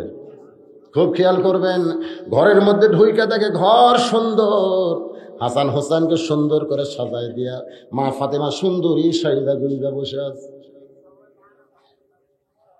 হযরত আলী ঘরের মধ্যে ঢুকে আল্লাহর প্রশংসা করতেছে, এত সুন্দর ঘর সাজাইছে, এত সুন্দর সন্তান 2টাকে সাজায় দিয়া বউটা সুন্দরী সাইদা গইদা বসে আছে। হযরত আলী আল্লাহর শুকর আদায় করতেছে। এমন সময় ফাতেমা হাসান হোসেনকে বুকের মধ্যে নিয়ে বলে, বাবা তোমরা 2 ভাই একটু অন্য ঘরে যাও, তোমার বাবার সঙ্গে আমার গোপন কিছু গল্প আছে। হাসান হোসেন যখন অন্য ঘরে যায়, মা ফাতেমা আস্তে করে ঘরের দরজা বন্ধ করে দেয়। দরজা বন্ধ করার পরে হযরত আলী আরো আনন্দ নিয়ে বলে, ফাতেমা আজকে 6 মাস আগে নবী দুনিয়া থেকে বিদায় নেওয়ার পরে তুমি আমার সঙ্গে তেমন করে ভালো কথা বলো নাই, শুধু কান্নাকাটি করেছো। আজকে এত সুন্দর করে ঘর সাজাইছো, এত সুন্দর করে হাসান হোসেনকে সাজায় দিয়ে তুমি সুন্দরী সাইদা কইদা ঘরের মধ্যে বসে আছো। আমি আসার সঙ্গে সঙ্গে হাসান হোসেনকে অন্য ঘরে পাঠাই দিয়ে দরজা বন্ধ করলা। আসো আমার বুকের ভিতরে, আমি একটু তোমার সঙ্গে আদর সোহাগ প্রেম করতে চাই। ফাতেমার চোখটা দর দর করে পানি পড়তেছে। আলী বলে, ফাতেমা কান্দার কারণ কি? বলে, ওগো স্বামী, আর কোনোদিন সুন্দর করে ঘর সাজাবার পারবো না, আর কোনোদিন হাসান হোসেনকে সুন্দর করে সাজাবার পারবো না, আর কোনোদিন সাইদা গুইদা আপনার সামনে দাঁড়াবার সময় হবে না, কারণ আজকে গভীর রাত্রে ফাতেমার মৃত্যু হবে। যেই মাত্র কইছে আজকে গভীর রাত্রে ফাতেমার মৃত্যু হবে, গাছের গোড়া কাটলে গাছটা যেমন ঠাস করে পড়ে যায়, হযরত আলী তেমনি পড়ে গেলেন ঘরের মাজায়। মা ফাতেমা আস্তে করে স্বামীর মাথাটা উড়াতে নিয়ে বলে, স্বামী গো, এমন করে আপনি কাঁদবেন না, কারণ আসলে যাইতে হবে। আল্লাযী খলাকাল মাউতা ওয়াল হায়াতা। এমন করে আপনি কাঁদবেন না, কারণ আসলে যাইতে হবে। আমি পর্দানিশী ফাতেমা সবসময় আল্লাহকে বলেছিলাম, আল্লাহ আমার মৃত্যুটা পর্দার ভিতরে দিও। আল্লাহ আমার দোয়া কবুল করেছে, এই জন্য আজকে রাতের অন্ধকারকে পর্দা বানায় আমার মৃত্যু হবে। আমি মরে যাওয়ার পর আমার 3টা চাওয়া কিন্তু আপনাকে পুরা করা লাগবে। আলী কান্দার বলে, ফাতেমা দুনিয়ার জীবনে গরিব ছিলাম বলে তুমি আমার কাছে কিছুই চাইলা না, আজকে মরার সময় তুমি কি চাইবা ফাতেমা? বলে আমার 1 নম্বর চাওয়া হলো রাতের অন্ধকারেই আমাকে দাফন করা লাগবে, রাতের অন্ধকারে মৃত্যুবরণ করব, আর দিনের আলোতে যদি দাফন করেন তাহলে আমার কবরের পর্দা থাকবে না, এই জন্য রাতের অন্ধকারেই আমাকে দাফন করা লাগবে। ওগো স্বামী, আমার 2 নম্বর চাহিদা হলো আমার কোনো জানাজার ব্যবস্থা করবেন না। আলী বলে ফাতেমা, তুমি নবীর কলিজার টুকরা, লক্ষ মানুষ তোমার জানাজায় হাজির হবে, তুমি জানাজা কেন নিষেধ করতেছো? ফাতেমা বলে ওগো স্বামী, লক্ষ মানুষ হাজির হয়ে আমার লাভটা কি? যদি লক্ষ মানুষ বলে ফাতেমা ভালো, আর আপনি যদি বলেন ভালো না, ওই লক্ষ মানুষের দোয়াতে ফাতেমার 1 তিল পরিমাণ লাভ হবে না। আর দুনিয়ার তামাম মানুষ যদি বলে ফাতেমা খারাপ, আর আপনি যদি বলেন আমার বউ ফাতেমা ভালো, এক স্বামীর সার্টিফিকেটে ফাতেমার 8টা জান্নাতের দরজা আল্লাহ খুলে দিল। ওগো স্বামী, আমার 3 নম্বর চাহিদা হলো আমার লাশটা খাটনিতে তুলবেন না, কারণ আমার লাশ কান্দে নেওয়ার মতন পুরুষ মানুষ দুনিয়াতে তেমন নাই। যদি আমার বাবা দুনিয়াতে থাকতো, মরা মেয়ের লাশের খাটনি বাবা কান্দে নিবার পারতো। আমার হাসান হোসেন যদি বড় হইতো, মায়ের লাশের খাটনি কান্দে নিবার পারতো। ওগো স্বামী, আমার বাবা বিদায় নিয়েছে, আমার হাসান হোসেন এত ছোট, খাটনি কান্দে কে নিবে? আপনি আমার লাশটা জান্নাতের বাকির পূর্ব কোনায় সবুজ রঙের একটা বাতি জ্বলবে, ওই বাতি বরাবর আমাকে দাফন করবেন রাতের অন্ধকারে। দুনিয়ার কোনো মানুষ যেন আমার কবরের খবর না জানে। বাজান গো, হযরত আলী এক দৌড়ে গেছে আবু যর গিফারির কাছে। আবু যর বলে কাঁদতেছে। আবু যর চমকে যায়, গভীর রাত্রে এমন করে কে কান্দে? দরজা খুলে তাকায় দেখে আলী। কি জন্যে কান্দো আলী? বলে আমার ফাতেমার জন্য কবর খুঁড়তে হবে। রাতের বেলা কেন, দিনের বেলা হবে না? বলে পর্দা নিশে ফাতেমা গোপনে বিদায় নেবে, দুনিয়ার কোনো মানুষ যেন কবরের খবর না জানে। আবু যর গিফারি কবর খুঁড়তে পারে নাই, যতটুকু খুঁড়েছে। এরপর হযরত আলী কবর খুঁড়ে ফাতেমাকে যখন দাফন করে মাটি দিয়ে যখন আসমানের দিকে তাকায়, বলে মাবুদ, আমার ফাতেমা রাতের অন্ধকারে বিদায় নিল, রাতের অন্ধকারে কবর দেওয়া হলো। এই বলে যেই মাত্র কবরের দিকে তাকাইছে, দেখে সামনে কয়েকটা পুরাতন কবর দেখা যায়। আলী কান্দের বলে ফাতেমার কবর, এই মাত্র ফাতেমার কবর দিলাম, কবর কোন জায়গায়? কে যেন বলতেছে, আলী রে, আমার ফাতেমা পর্দানিশী, আমি আল্লাহ জোহরা ডিগ্রি দিয়া ফাতেমার কবরকে কিয়ামত পর্যন্ত পর্দা করেছি। যেই ফাতেমার কবরের খবর দুনিয়ার মানুষ জানে না, সেই ফাতেমারে চিনবে কেমনে? মেয়েটা যে বলতে, হোসাইন আমি আপনার মাকে চিনি, কেমনে চিনবে? আলী কানতেছে, আর ওমর ফারুক জিব্বাত কামড় দিয়া হোসাইন মুস্কি মুস্কি হাসতেছে। মেয়েটা বলে, হোসাইন আপনি যে প্রশ্ন করলেন আমার মাকে জানো, আমি উত্তর দিলাম, হইল কি হইল না। আপনার 3 বিচারক যে কথা না বলে চুপ করে আছেন। ওমর ফারুক বলে, কেমনে হবে? তোমাকে প্রশ্ন করলাম আমার মাকে জানো, আর তুমি উত্তর দিলে আমি চিনি, তুমি কেমনে চিনবা? তোমার বাড়ি হলো রোম দেশে, রোমের জেলখানায় তুমি বন্দি বড় হয়েছো, তুমি হোসাইন মা ফাতেমাকে কেমনে চিনবে? মেয়েটা বলে, হোসাইন আপনার মায়ের চোখের ভুরু জোড়া ছিল। যেই বলেছে আপনার মায়ের চোখের ভুরু জোড়া ছিল, বাম গালে কালো একটা তিল ছিল, থুতুনির তলে লাল একটা দাগ ছিল। সঙ্গে সঙ্গে হযরত আলী দাঁড়িয়ে বলে, মা যা বলছিস মা, আর বলিস না, কারণ এই 3 জনের মধ্যে একজন পরপুরুষ রয়েছে। যা বলছিস আর বলিস না, এই 3 জনের মধ্যে একজন পরপুরুষ। পরপুরুষের নাম কি? হযরত ওমর। চিন্তা করে দেখেন যে ওমর সম্পর্কে রাসূল বলেছেন, আমার পরে কেউ যদি নবী হতো লাকানা ওমর। নবুয়তের দরজা বন্ধ হয়েছে বলে ওমর নবী হয় নাই, কিন্তু নবী হওয়ার সব যোগ্যতা আল্লাহ ওমরকে দিয়েছে। সেই ওমরের মতন মহান মানুষ যদি পরপুরুষ হয়, তাহলে মুরিদের বইয়ের কাছে পীর কি পুরুষ? মুরিদের বউ আর পীর সাহেব এ কথা বল না কেন? পরপুরুষ। আজকে আমাদের বাংলাদেশে আমার দয়াল বাবা কেবলা কাবা আয়না কারিগর, আয়না বসাইয়া দিছে কলবের ভিতর রে বাবা। ফেসবুক খুললেই দেখা যায় বাবার পায়ে মেয়ে মানুষ সেজদা করতেছে, দেখা যায় না? এটা বাংলাদেশ না বিদেশে? আমাকে বাংলাদেশে 90% মুসলমানের দেশে এরকম বেহায়াপনা চলে। এগুলোর বিরুদ্ধে সংসদে কথা হয় না, কথা হয় বধূ শীত কি ওয়াজ করলো। হ্যাঁ, আমরা এখানে আজকে কেউ গালি দিচ্ছি? কথা কর না, গালি দিছি? সব কথা ইউটিউবে উঠতেছে, কারণ গালি দিছি, কোনো বিরুদ্ধে কথা বলা হয় নাই। আল্লাহর বান্দার একটু মনোযোগ দিয়ে শুনবেন। হযরত আলী বলতেছেন, মা চোখের ভুরু জোড়া ছিল, বাম গালে কালো একটা তিল ছিল, থুতুনির তলে লাল একটা দাগ ছিল, তুই কেমনে বললি মা? মেয়েটা বলতেছে, মুরব্বি, ওই রোমের জেলখানায় যখন আমি বন্দি ছিলাম, সকালবেলা 3টা করে চাবুক মারতো, বিকালবেলা 3টা করে চাবুক মারতো। এই চাবুক মারতে মারতে একসঙ্গে আমি বেহুশ অবস্থায় আল্লাহকে বললাম, মাবুদ আপনি আছেন আসমানে আর নবী আছে মদিনায়, এই রোমের জেলখানায় আমাকে দেখার মতন কেউ নাই। এই বলে কাঁদতে কাঁদতে যখন ঘুমিয়ে গেছি, এমন সময় শিওরের পাশে বসে আমার মাথার চুলের মধ্যে হাত দিয়ে কাঁদতেছে। আমি কইলাম, কে গো আপনি? জান্নাতের নুরি না বেহেশতের পরি? এমন করে আপনি কেন কাঁদতেছেন? আমার মাথায় হাত দিয়ে বলে, মা আমি জান্নাতের হুরিও না বেহেশতের পরিও না, আমি হলাম জগৎ বিখ্যাত মা ফাতেমা। মেয়েটা বলতেছি, আমিরুল মুমিনিন। আমি সঙ্গে সঙ্গে চোখের দিকে তাকায় দেখি চোখের ভুরু জোড়া দেখতে পাই, বাম গালে কালো একটা তিল দেখেছি, থুতুনির তলে লাল একটা দাগ দেখতে পাই। হোসেন সিল্লা বলে, রে মেয়ে, আমি 1 নম্বর প্রশ্নের উত্তর যেমন আশা করেছিলাম তার চাইতে তুমি 100 গুণ সুন্দর দিয়েছো। ওমর ফারুক বলে, আলী রে, আমার ঘটকালি আল্লাহ কবুল করেছে, আমার মনে হয় আমার ঘটকালি আল্লাহ কবুল করেছে। হোসেন বলতেছে, এত সহজ না, একটা প্রশ্নের উত্তর দিলে বিয়ে করব, সেই কথা কিন্তু আমি বলি নাই। 3 প্রশ্নের উত্তর দেওয়া লাগবে। কয় প্রশ্ন? একটা প্রশ্ন সবাই পারবে, হিন্দু বলেন, বৌদ্ধ বলেন, খ্রিস্টান বলেন, ইহুদি বলেন। ঠেলা করলে যা আল্লাহ সবাই কয়, এটাকে আপনারা বিশ্বাস করেন?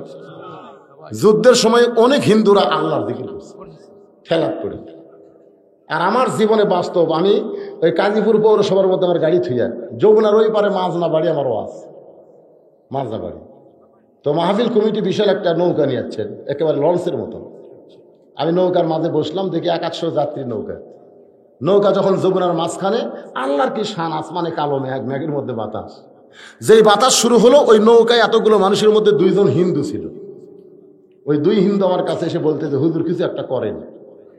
আমি বললাম, কি করব? বলে, এরকম অবস্থা হলে আজান দেওয়া লাগবে। আমি বললাম, রে তোমরা হিন্দু হয়ে আজানে কি বলবো? হুজুর আমাদের বাড়ি মুসলমান এলাকার, তো এরকম বিপদ হলে মুয়াজ্জিন আজান দেয়। আমার হাফেজ সাহেব করলাম, দেওয়া আজান, 1 বার দিলে ভালো কমে গেল, 2 বার দিলে ভালো হলো। আমি 2 হিন্দুকে বললাম, তোদের ভগবানের খবর কি?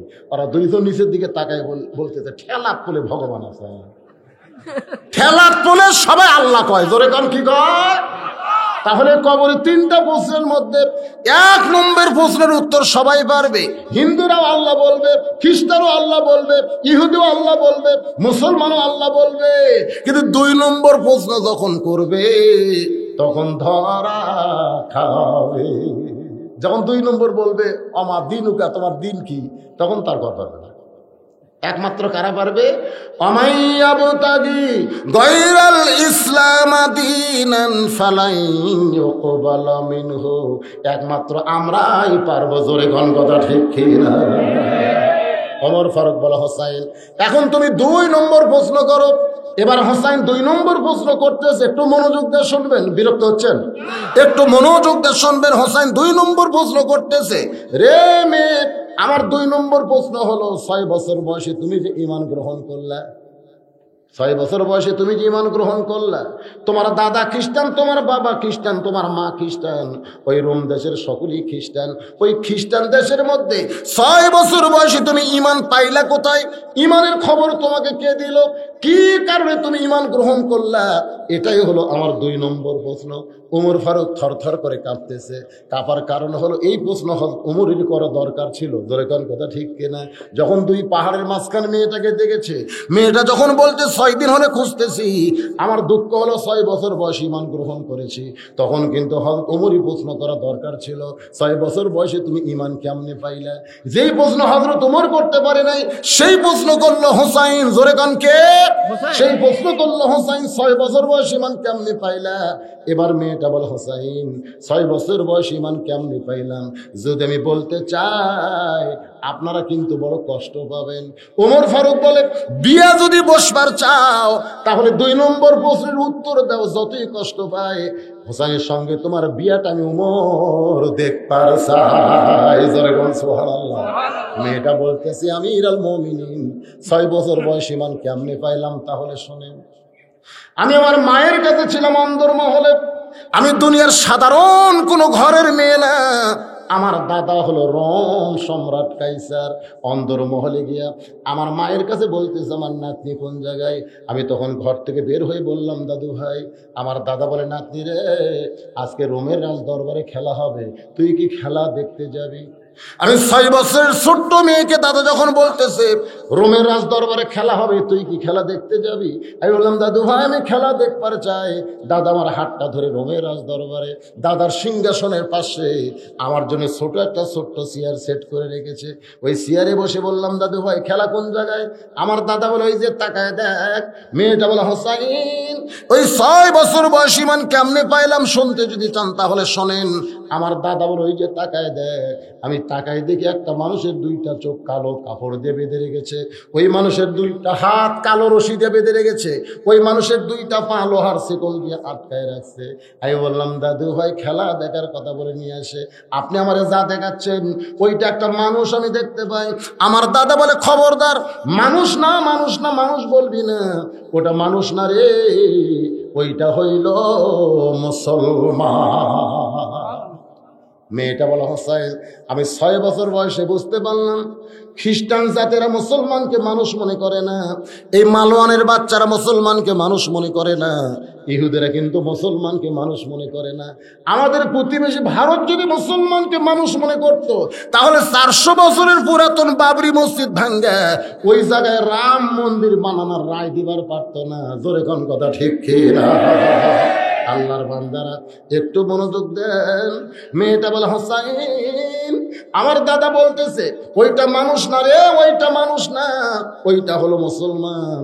আমি তখন বললাম, দাদু ভাই ওই মুসলমানকে নিয়ে আপনি কি খেলা দেখাবেন? আমার দাদা বলে, ওই যে তাকায় দেখ। মেয়েটা বলে, হুসাইন আমি তাকায় দেখি আগুনের চুলায় দাউ দাউ করে আগুন জ্বলতেছে, চুলার উপর একটা ডেকচিতে মনে মনে তেল, নিচের তাপে তেলগুলো টকবক টকবক করতেছে। আমার দাদা বলতেছে, মুসলমানকে হাত পা বেঁধে উত্তপ্ত তেলের মধ্যে ফেলে দেব, মুসলমান তেলের মধ্যে পুড়ে মরে যাবে। আজকের খেলার নাম হলো মুসলমান মারার খেলা। আমি বললাম, দাদু ভাই একটা মুসলমানকে মারার খেলা আমি দেখবো না, এই খেলা আমি দেখতে চাই না। আমার দাদা বলতেছে, তোকে নিয়ে এসে অন্দর মহল থেকে দেখার জন্য দেখতেই হবে। আমাকে জোর করে যখন বসাইলো আমি তখন উন্নয় করে বললাম, দাদু ভাই ওই মুসলমানকে কি মাফ করা যায় না? আমার দাদা রোম সম্রাট কাইসার বলে, একবার কেন 100 বার মাফ করা যায়, 1000 বার মাফ করা যায়। আমি বললাম, দাদু ভাই তাহলে কেন মাফ করতেছেন না? আমার দাদা বলতেছে, একটা বার যদি ওই মুসলমান বলে আল্লাহ রাসূল মানি না, খালি একটা বার বলবে আল্লাহ রাসূল মানি না, বলার সঙ্গে সঙ্গে হাতের বাঁধন পায়ের শিকল খুলে দেওয়া হবে, মুসলমানকে মুক্ত করা হবে। মেয়েটা বলে, হুসাইন রে, আমি তখন দাদার কাছ থেকে উঠে গিয়া ওই মুসলমানের সামনে গিয়ে বললাম, মুসলমান একটা বার খালি বলেন আল্লাহ রাসূল মানি না, তাহলে উত্তপ্ত আগুনের তেল থেকে আপনাকে আমার দাদা ছেড়ে মুক্ত করে দিবে। খালি একটা বার বলেন আল্লাহ রাসূল মানি না।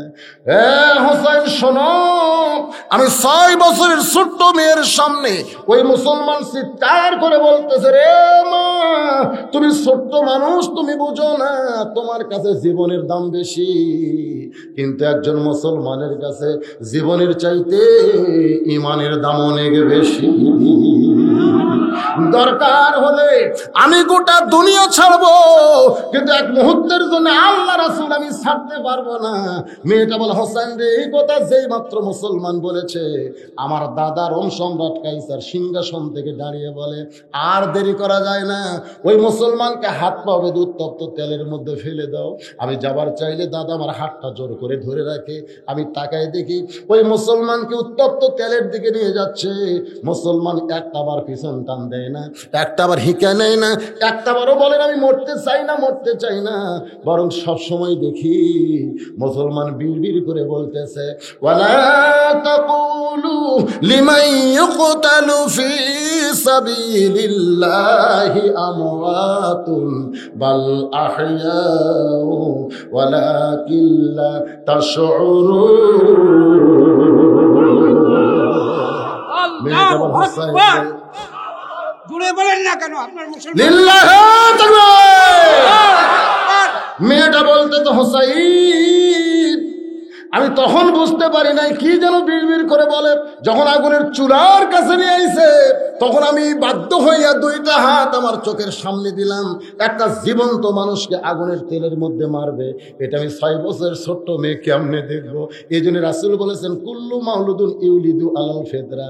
6 বছর 7 বছর বাচ্চা হিন্দুর হয়ে মরে গেলেও জান্নাতে যাবে, কাফেরের হয়েও মরে গেলে জান্নাতে যাবে, খ্রিস্টান হয়ে মরে গেলেও জান্নাতে যাবে, কারণ তারা এখনো পাপ করে নাই, পাপ করার বয়স হয় নাই। যতক্ষণ পর্যন্ত দুই কান্দে দুটা মুহুরি না আসবে, ততক্ষণ পর্যন্ত সব বাচ্চাই মুসলমান। জোরে কোন সুবহানাল্লাহ। বাজান মেয়েটা বলে, হোসাইন কি হলো, কি হয়, পিছনে কি হয়? অসুবিধা হচ্ছে আপনাকে? হ্যাঁ, পোলা দিবি, এখনো দিবি না এখন গায় না? না কি হলো, পিছন দিকে তাকান কেন? কালো মানুষের দিকে তাকায় থাকেন, সগীরা গুলো আল্লাহ মাফ করবে। কোন দিকে তাকায় যারা? না, যা পাই তাই করে হবে না তো, পরিবেশ সুন্দর দেওয়া লাগে ভাই জান। এটা কঠিন একটা মুহূর্তের কথা হচ্ছে, আপনার খেয়াল করতেছেন না? মেয়েটা বলতেন, হোসাইন যখন আগুনের উত্তপ্ত তেলের কাছে নিয়ে আইছে, এই দৃশ্য আমি দেখবো না বলে দুইটা হাত আমি চোখের সামনে দিলাম।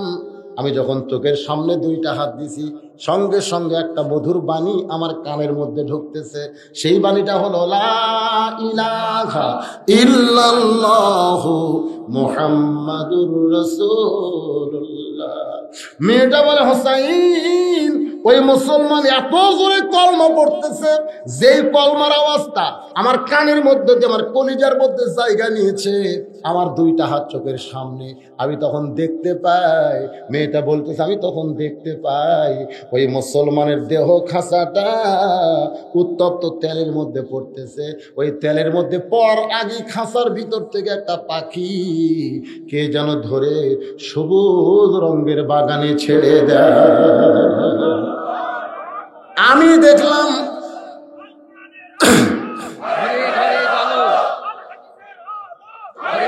লিল্লাহে তাকবীর। আল কোরআনের আলো ঘরে ঘরে না, সব জায়গায় জালো, সব জায়গায় জাগান লাগবে, কোনো জায়গা বাদ হওয়া যাবে না। আমরা সংসদের কথা বলে আবার ওরা কবে ওই দল দরকার নাই, সংসদ কি সব জায়গা, তার মধ্যে সংসদ আছে না নাই, দরকার না, সব জায়গায় আল কোরআনের আলো। মেয়েটা বলতেছে, আমি দেখলাম খাঁচাটা, এই যে দেহ নামক খাঁচাটা উত্তপ্ত তেলের মধ্যে পড়তেছে। খাঁচা তেলে পড়ার আগে কে যেন খাঁচার ভিতরে পাখিটা ধরে, পড়ার আগে পাখিটা ধরে সবুজ রঙের একটা বাগানে ছেড়ে দেয়। আমি হেঁচকা টান দিলাম। আমার দাদা আমার হাত ধরে আছে, 6 বছরের ছোট্ট মেয়ে, তারপরও আমার ভিতরে এত শক্তি কে দিছে? এই শক্তিতে হেঁচকা টান দিয়ে আমি বাড়িতে দৌড় দিলাম। বাড়িতে দৌড়ে গিয়ে বললাম, মা, লা ইলাহা ইল্লাল্লাহ মুহাম্মাদুর রাসূলুল্লাহ। আমার মা বলতে দেখে, রে পাগলি, তুই না তোর দাদার সঙ্গে খেলা দেখতে গেলি, এই খেলা দেখতে গিয়ে মুসলমানের কলমা কোথায় পাইলি? এই কলমা যদি তোর বাপ শোনে, দাদা শোনে, তোকে হত্যা করবে। আমি তখন বললাম, মা, এই কলমাওয়ালারা কোনোদিন মরে না। আমি 6 বছরের ছোট্ট মেয়ে আমার মাকে বললাম, মা এই কলমা পড়লে আমার দাদা আমাকে মারবে, আমার বাবা আমাকে মারবে, তুমি শুনে নাও মা, এই কলমাওয়ালারা কোনোদিন মরে না। আমি নিজের চোখে দেখছি মা, খাঁচা পড়েছে উত্তপ্ত তেলের ভিতরে, আর ভিতরের পাখিটা ধরে কে যেন সবুজ রঙে ইল্লিন নামক জান্নাতের বাগানে ছেড়ে দেয়। মেয়েটা বলে, হোসেন, আমি এক দৌড়ে আবার রাজদরবারে আসলাম। আসার পরে দেখি আমার দাদা সৈন্যদের নিয়ে নাচানাচি করতেছে, আনন্দ করতেছে। আমার হাত ধরে বলে, কে রে নাতনি, ভয় দৌড় মারছিলি?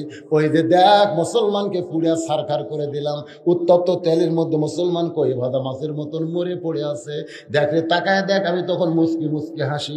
আমার দাদা বলে, নাতনি রে তুই কেন হাসতেছিস? আমি তখন বললাম, দাদু ভাই, হাসার কারণ হলো কানার ভাগ্যে ধন মিলে না, কানার ভাগ্যে ধন মিলে না, সামনে পড়ে আছে সোনা, কানা দেখতে পায় না, মাটি মনে করে ফাইলা দেয়, হাতে তুলে নেয় না, কানার ভাগ্যে ধন মিলে না। ও দাদা, তোমরা বলতেছো মুসলমান পড়ে আছে, মুসলমান পড়ে গেছে, আমি নিজের চোখে দেখছি দাদা, মুসলমানের খাসা পড়তেছে, আর মুসলমানের পাখি, আমার সোনার ময়না পাখি, সবাই বলেন আমার সোনার ময়না পাখি, খাসা খানা কবর দিয়া জান্নাতে উইড়া গেলি নাকি রে আমার সোনার ময়না পাখি। আমাদের দেহ নামক খাসা যাবে কবরে, মুসলমানের পাখির কোনো কবর হবে না, ওই পাখি উড়ে যাবে ইল্লিন নামক জান্নাতের বাগানে। মেয়েটা বলে, হোসাইন, এইভাবেই 6 বছর বয়সে আমি রোমের রাজ দরবারে ঈমান গ্রহণ করেছি। সঙ্গে সঙ্গে হোসেন চিল্লায় বলে, আল্লাহ, আমি 2 নম্বর প্রশ্নের উত্তর যেমন আশা করেছিলাম তার চাইতে মেয়েটা 1000 গুণ সুন্দর দিয়েছে। ওমর ফারুক বলে, আলী রে, আমার ঘটকালে আল্লাহ কবুল করেছে। হোসেন বলে, এত সহজ না, 3টা প্রশ্নের উত্তর না দিলে আমি কিন্তু বিবাহ করব। জোরে কোন করব? ওমর ফারুক বলে, হোসেন এখন 3 নম্বর প্রশ্ন করো। হোসেন 3 নম্বর প্রশ্ন করার আগে আপনাদের কাছে আমার একটা প্রশ্ন ভাইজান, একটা প্রশ্ন, দেখি তো আপনার উত্তর দিবার পারেন কিনা। একটা প্রশ্ন করব? আচ্ছা, এটা একটা গান আমরা শুনছিলাম, পরের জায়গা পরের জমি, বলেন, পরের জায়গা পরের জমি, ঘর বানায় আমি রই, আমি কিন্তু ঘরের মালিক নই। এরপরে কি?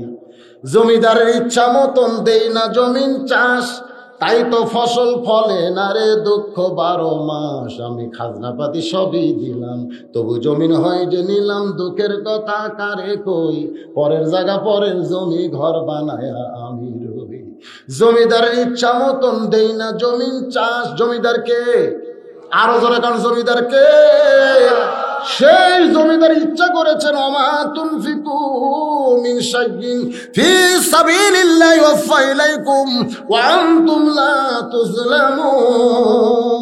জমিদার চায় আমার দেওয়া সম্পদ তোমাদের কাছে আমানত স্বরূপ রাখা হয়েছে, এই আমানতের খেয়ানত করো না।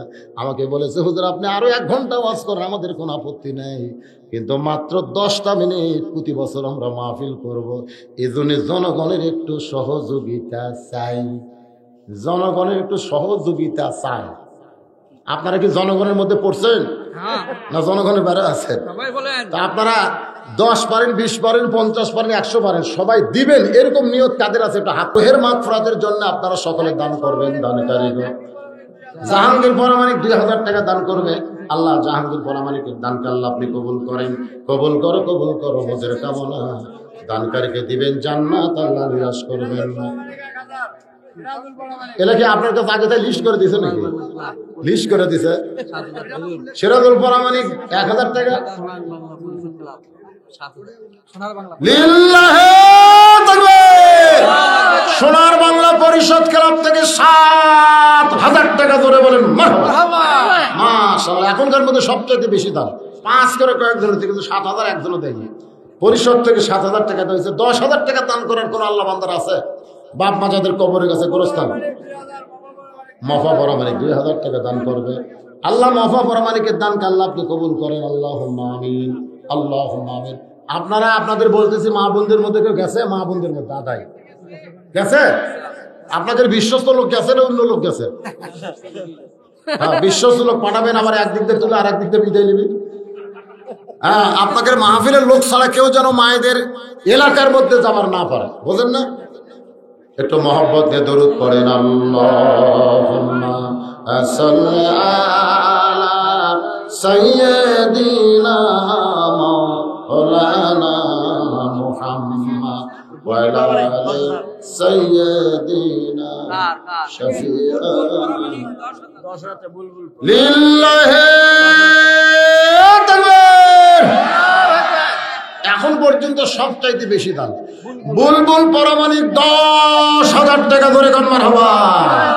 আল্লাহ 10,000 টাকা, তোমার বান্দা বুলবুল, দেখতেও চেহারাও বুলবুল, কামও বুলবুল, 10,000 টাকা দান করেছে। আপনজন যারা কবরে গেছে আল্লাহ কবুল করেন। সাজু পরামানিক 3,000 টাকা দান করেছে। আল্লাহ সাজু পরামানিকের দানকে আল্লাহ আপনি কবুল করেন। আল্লাহুম্মা আমিন। শাহ আলম 4,000 টাকা দান করছে। আল্লাহ করবে না করছে? করবে। হ্যাঁ, শাহ আলম 4,000 টাকা দান করবে। আল্লাহ তার দানকে কবুল করেন। আল্লাহ নেক নিয়ত থেকে আশা করা। আল্লাহুম্মা আমিন। কবুল করো, কবুল করো। মোদের কামনা দানকারীকে দিবেন জান্নাত। আল্লাহ নিরাশ করবেন। লিয়াকত আলী, মাশাআল্লাহ মাশাআল্লাহ, লিয়াকত আলী 5,000 টাকা দান করছে। আল্লাহ লিয়াকত আলীর দানকে আল্লাহ আপনি কবুল করেন। আল্লাহ নেক নিয়ত থেকে আশা করেন।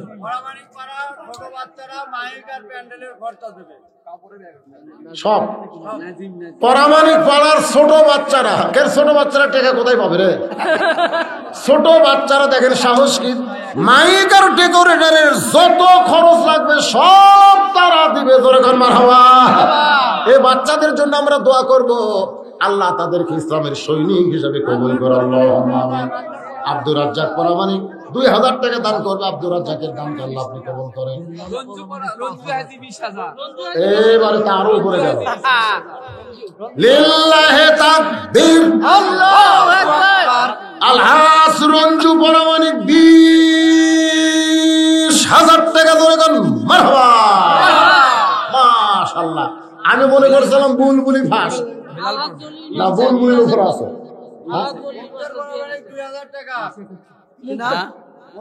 মুক্তার মুক্তার একবারে বলেন কি আগে লেখছেন 2,000 টাকা। আলহাজ জলিল মাস্টার 2,000 টাকা। ইউনুস আলী 5,000। মাশাআল্লাহ, ইউনুস আলী 5,000 টাকা দান করবে। আল্লাহ তার দানকে কবুল করেন। বেল্লাল পরামানিক, বেল্লালের নাম লেখে। বেল্লাল পরামানিক 5,000 লেখেন। বেল্লাল পরামানিক 5,000 টাকা দান করবে। আল্লাহ বেল্লালের দানকে আল্লাহ আপনি কবুল করেন। আল্লাহুম্মা আমিন। এগুলা লেখা পড়তেছে না তো, খালি বলে হবে তাই লেখা লেখে। সাজু পরামানিক 3,000 লেখেন। আপনাদের সমানে লেখেন ভাই।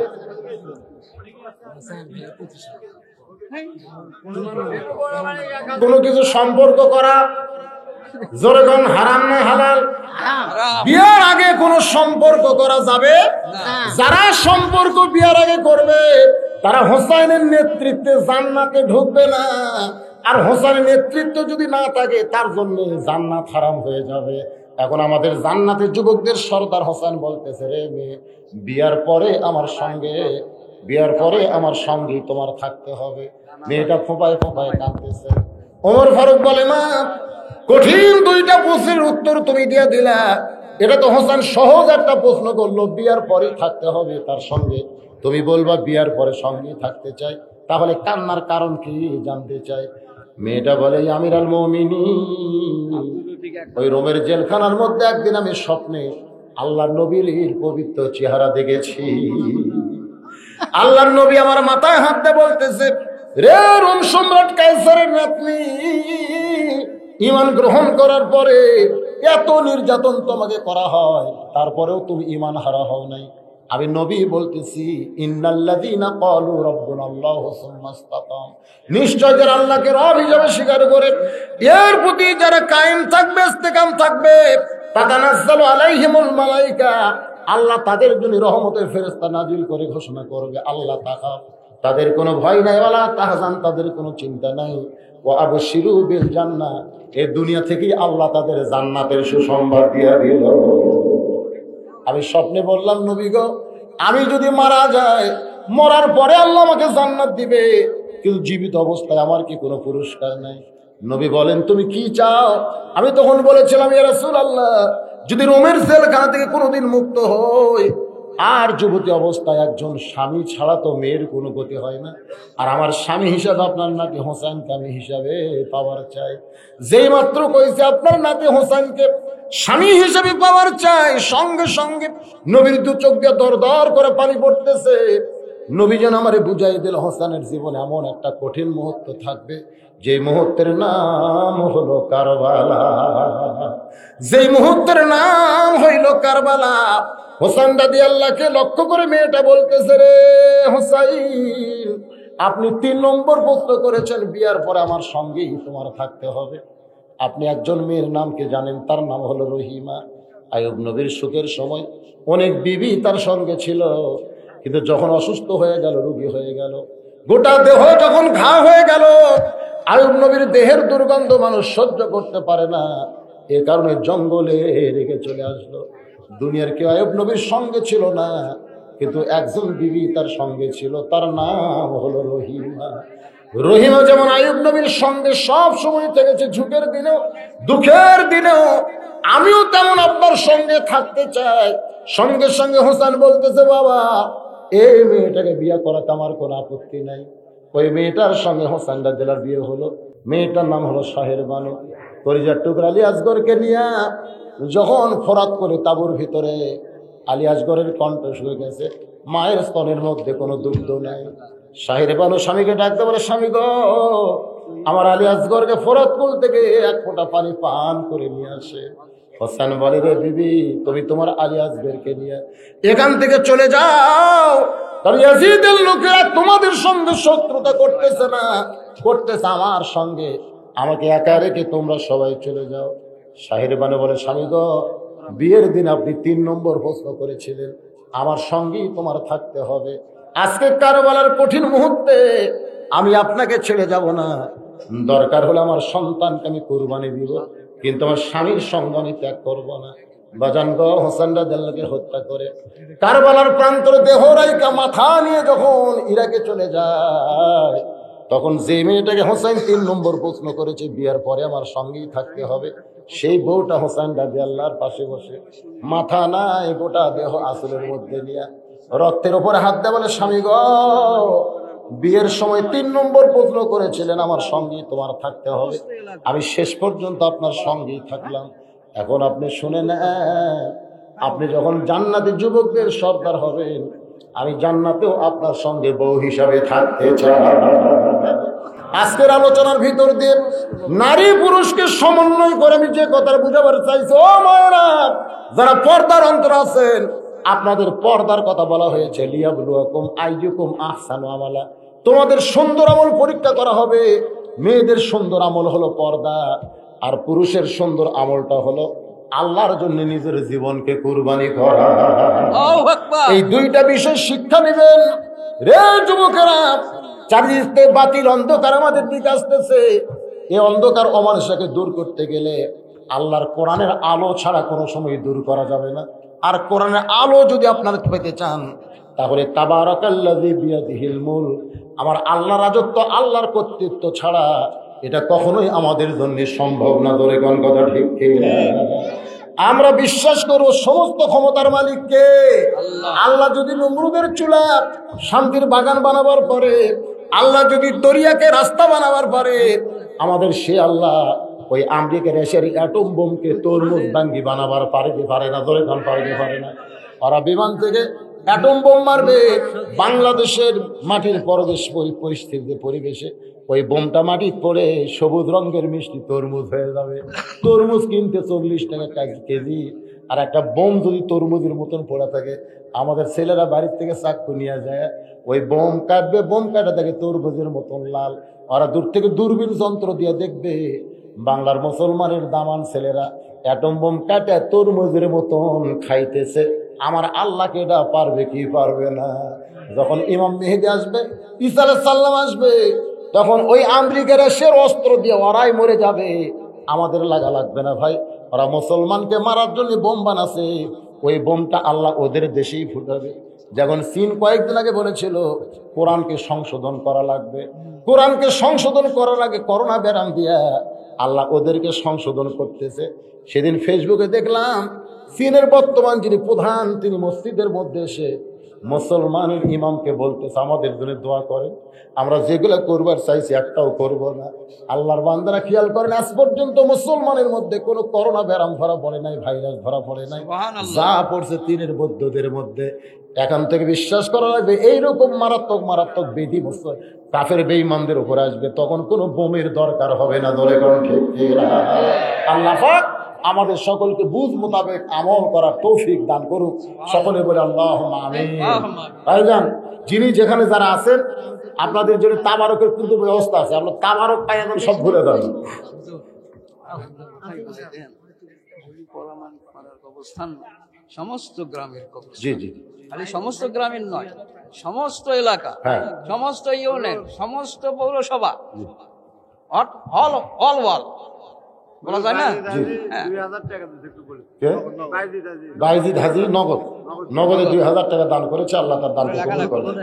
লুৎফরে 1000 টাকা দান করেছে, আল্লাহ তার দানকে কবুল করে। আল্লাহুম্মা আমিন।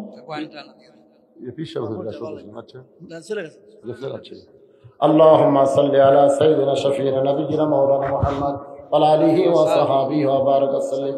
ভাইজান, আপনাদের জন্য বলতেছি শোনে, এই পরামানে পাড়ার গোরস্থান না, মুরব্বী বলতেছে এটা সকলের গোরস্থান, সকলের গোরস্থান, সমস্ত মুসলমানের গোরস্থান। ঠিক আছে, মাইক না না, এটা খুলে দিলাম। এই একটা ওটা আছে, ওটা দেন।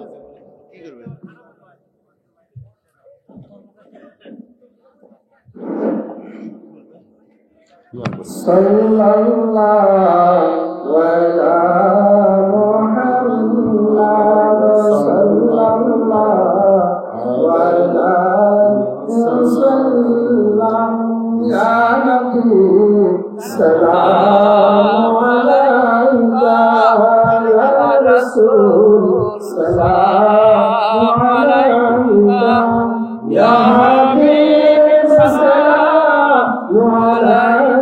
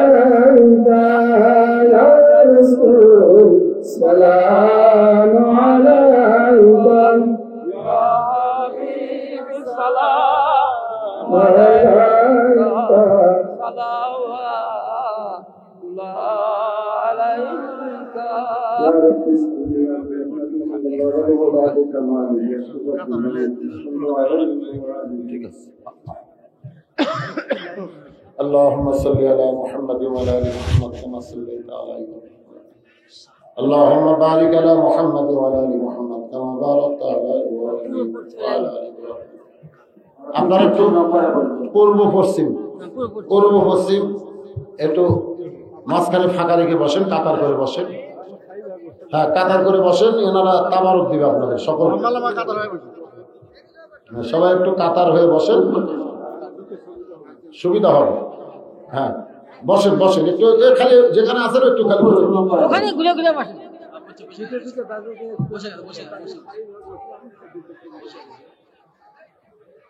আস্তাগফিরুল্লাহ রাব্বি মিন কুল্লি জামবি ওয়া তুবু ইলাইহি। বসেন বসেন, খুব করে হচ্ছে বসেন। আর তাবারক যারা দেবেন তারা কি তাবারক আনছেন? এখানে আছে না দূরে? আচ্ছা,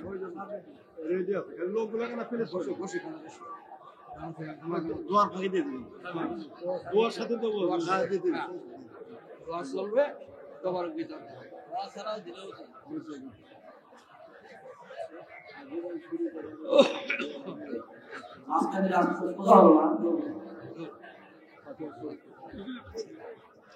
আরে আমার ছেলে অসুস্থ সবার জন্য আমাদের জন্য দোয়া করি আমরা। একটু খেলে মানে তোমার একদম শেষ হলে মনে শেষ করবে। সবাই হাতে আসলে পরে দোয়া হবে, আমরা হাতে আসলে পরে আর দোয়া সোজা করে রাস্তায় লাইন সোজা করে বসে। আর মোনাজাতের পরে আমার লেখা একটা বই আছে, অত্যন্ত গুরুত্বপূর্ণ বই, সুন্নাতের বাগান। মাত্র 30 টাকা হাদিয়া আছে। পাশে আমার হুজুর বসে আছে, আমি সাহেব বসে আছে, তার কাছ থেকে আপনি নিতে পারবেন। বিচ্ছিন্ন অবস্থা করছেন, আমরা বিচ্ছিন্ন অবস্থা করতে হবে। রাস্তার উপর যারা দাঁড়িয়ে আছেন তারা একটা বসে পড়ে, যদি বড় না হয় তো আমরা সাইডে যেতে হবে। লাইন বাই দাঁড়িয়ে আছেন তো একটা বসে পড়ে। এর ওয়াটার না পর্যন্ত দেয় না দা। কি লাইনে এখন তো পারে হ্যাঁ হ্যাঁ বিচ্ছিন্ন অবস্থা লাইন ঠিক মতো হয় না, আমরা দরকার লাইন লাইন ঠিক মতো আইনে পারি না, আপনার যদি প্যাকেট হয় অসুবিধা নেই তো। ভাবে বসেন দিতে আপনারা যারা তাবারক দিবেন তারা দেখে দিবেন, তারা দেখে দিবেন। মাঝখান থেকে যাওয়ার সুযোগ হলেই হলো, লাইন হয় তো হওয়া লাগবে না, কারণ এটা তো কলার পাতা না, কাগজ না, এটা প্যাকেট। প্যাকেট দিয়ে দিবেন সবার। আর আপনারা যারা তাবারক দিচ্ছেন তারা জবান বন্ধ করে দিবেন, কোনো হইচই করবেন না, কারণ একদিকে মোনাজাত চলবে, একদিকে তাবারক দেওয়া চলবে। এই জন্য কোনো হইচই না করে আপনারা তাবারক দেওয়া অবস্থায় আমিন আমিন করবেন। আল্লাহুম্মা সাল্লি আলা সাইয়্যিদিনা শাফিঈনা নাবিয়িনা মাওলানা মুহাম্মদ ওয়া আলা আলিহি ওয়া সাহবিহি ওয়া বারাকা সাল্লাম। সবাই চুপ, মোনাজাতে শামিল হন। আল্লাহুম্মা আমিন। আল্লাহুম্মা আনতাস সালাম ওয়া মিনকাস সালাম, তাবারাকতা ইয়া যাল জালালি ওয়াল ইকরাম। মাবুদ কালিমা প্রামাণিক পাড়া গোরস্থান কমিটি কর্তৃক আয়োজিত আজকের এই জান্নাতের বাগানে বসে বসে ঘন্টার পর ঘন্টা কোরআন হাদিসের আলোচনা শোনার শেষে আমি গুনাহগারের সঙ্গে রহমতের দরজায় ফকির হয়ে দোকানে হাত তুলেছে। আল্লাহ মেহেরবানি করে আজকের মাহফিল আমাদের সকলের হেদায়েতের জন্য, নাজাতের জন্য, জান্নাতের জন্য কবুল করো। এই মাহফিলের শুরু থেকে শেষ পর্যন্ত যত আলোচনা হয়েছে আল্লাহ, এর মধ্যে যদি ত্রুটি হয়, ভুল হয়, মাফ করে দিও। এর যা হাদিয়া মঞ্জুর করো সোনার মদিনা নবী পাকের রওজা মুবারকে আল্লাহ কবুল করো। মদিনা কত সুন্দর নাম, সোনার মদিনা। এই মদিনার মানুষটা যে কত সুন্দর, ইমানের হালে কেউ যদি একবার চাঁদ মুখটা দেখতে পায়, তার জন্য আল্লাহ জাহান্নামের আগুন হারাম বানায়া দেয়। কত স্বপ্ন দেখেছি জীবনে, এমন একটা স্বপ্ন আমাদের দেখার তৌফিক দিও আল্লাহ, যে স্বপ্নে নবীজির সোনামুখ আমাদের নসিব হয়ে যায়। তামাম আম্বিয়া কিরাম, আসহাবে কিরাম, তাবিঈ কিরাম, তাবিঈ কিরাম, আউলিয়া কিরাম, পীর মাশায়েখ, বুজুর্গান কিরাম, তাম পৃথিবীর গোরস্থানে যত মুর্দাশে আছে আল্লাহ সকলার পরে হাদিয়া কবুল খাস করে আল্লাহ। এই কালীপাড়া পারামানিক পাড়া গোরস্থানে যত মাইয়াশে আছে আল্লাহ সকলের পরে হাদিয়া কবুল করে। আমরা যারা হাত তুলেছি, আমাদের জনম দুঃখী মা যাদের কবরে গেছে, ছোট্ট একটা শব্দ হলো মা।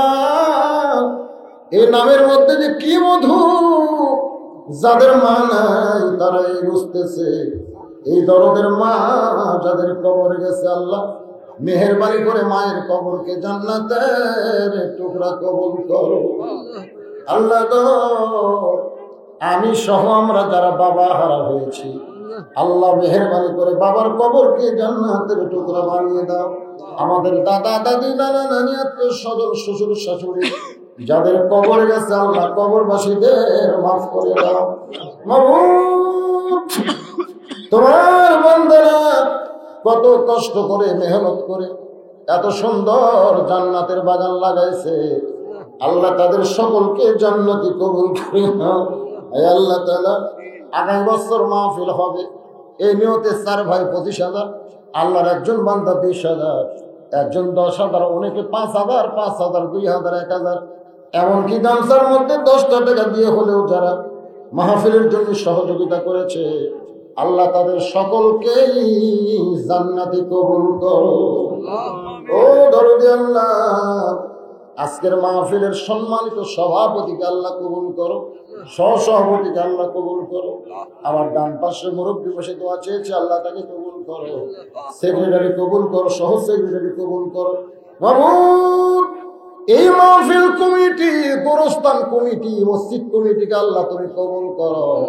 আল্লাহ আজকের মাহফিলের আল্লাহ আলেম ওলামা, মাহফিজ সাহেব, হাদিস সাহেবদের কবুল করো, মুরব্বীদের কবুল করো, যুবকদের কবুল করো, কচি কাঁচাদের কবুল করো।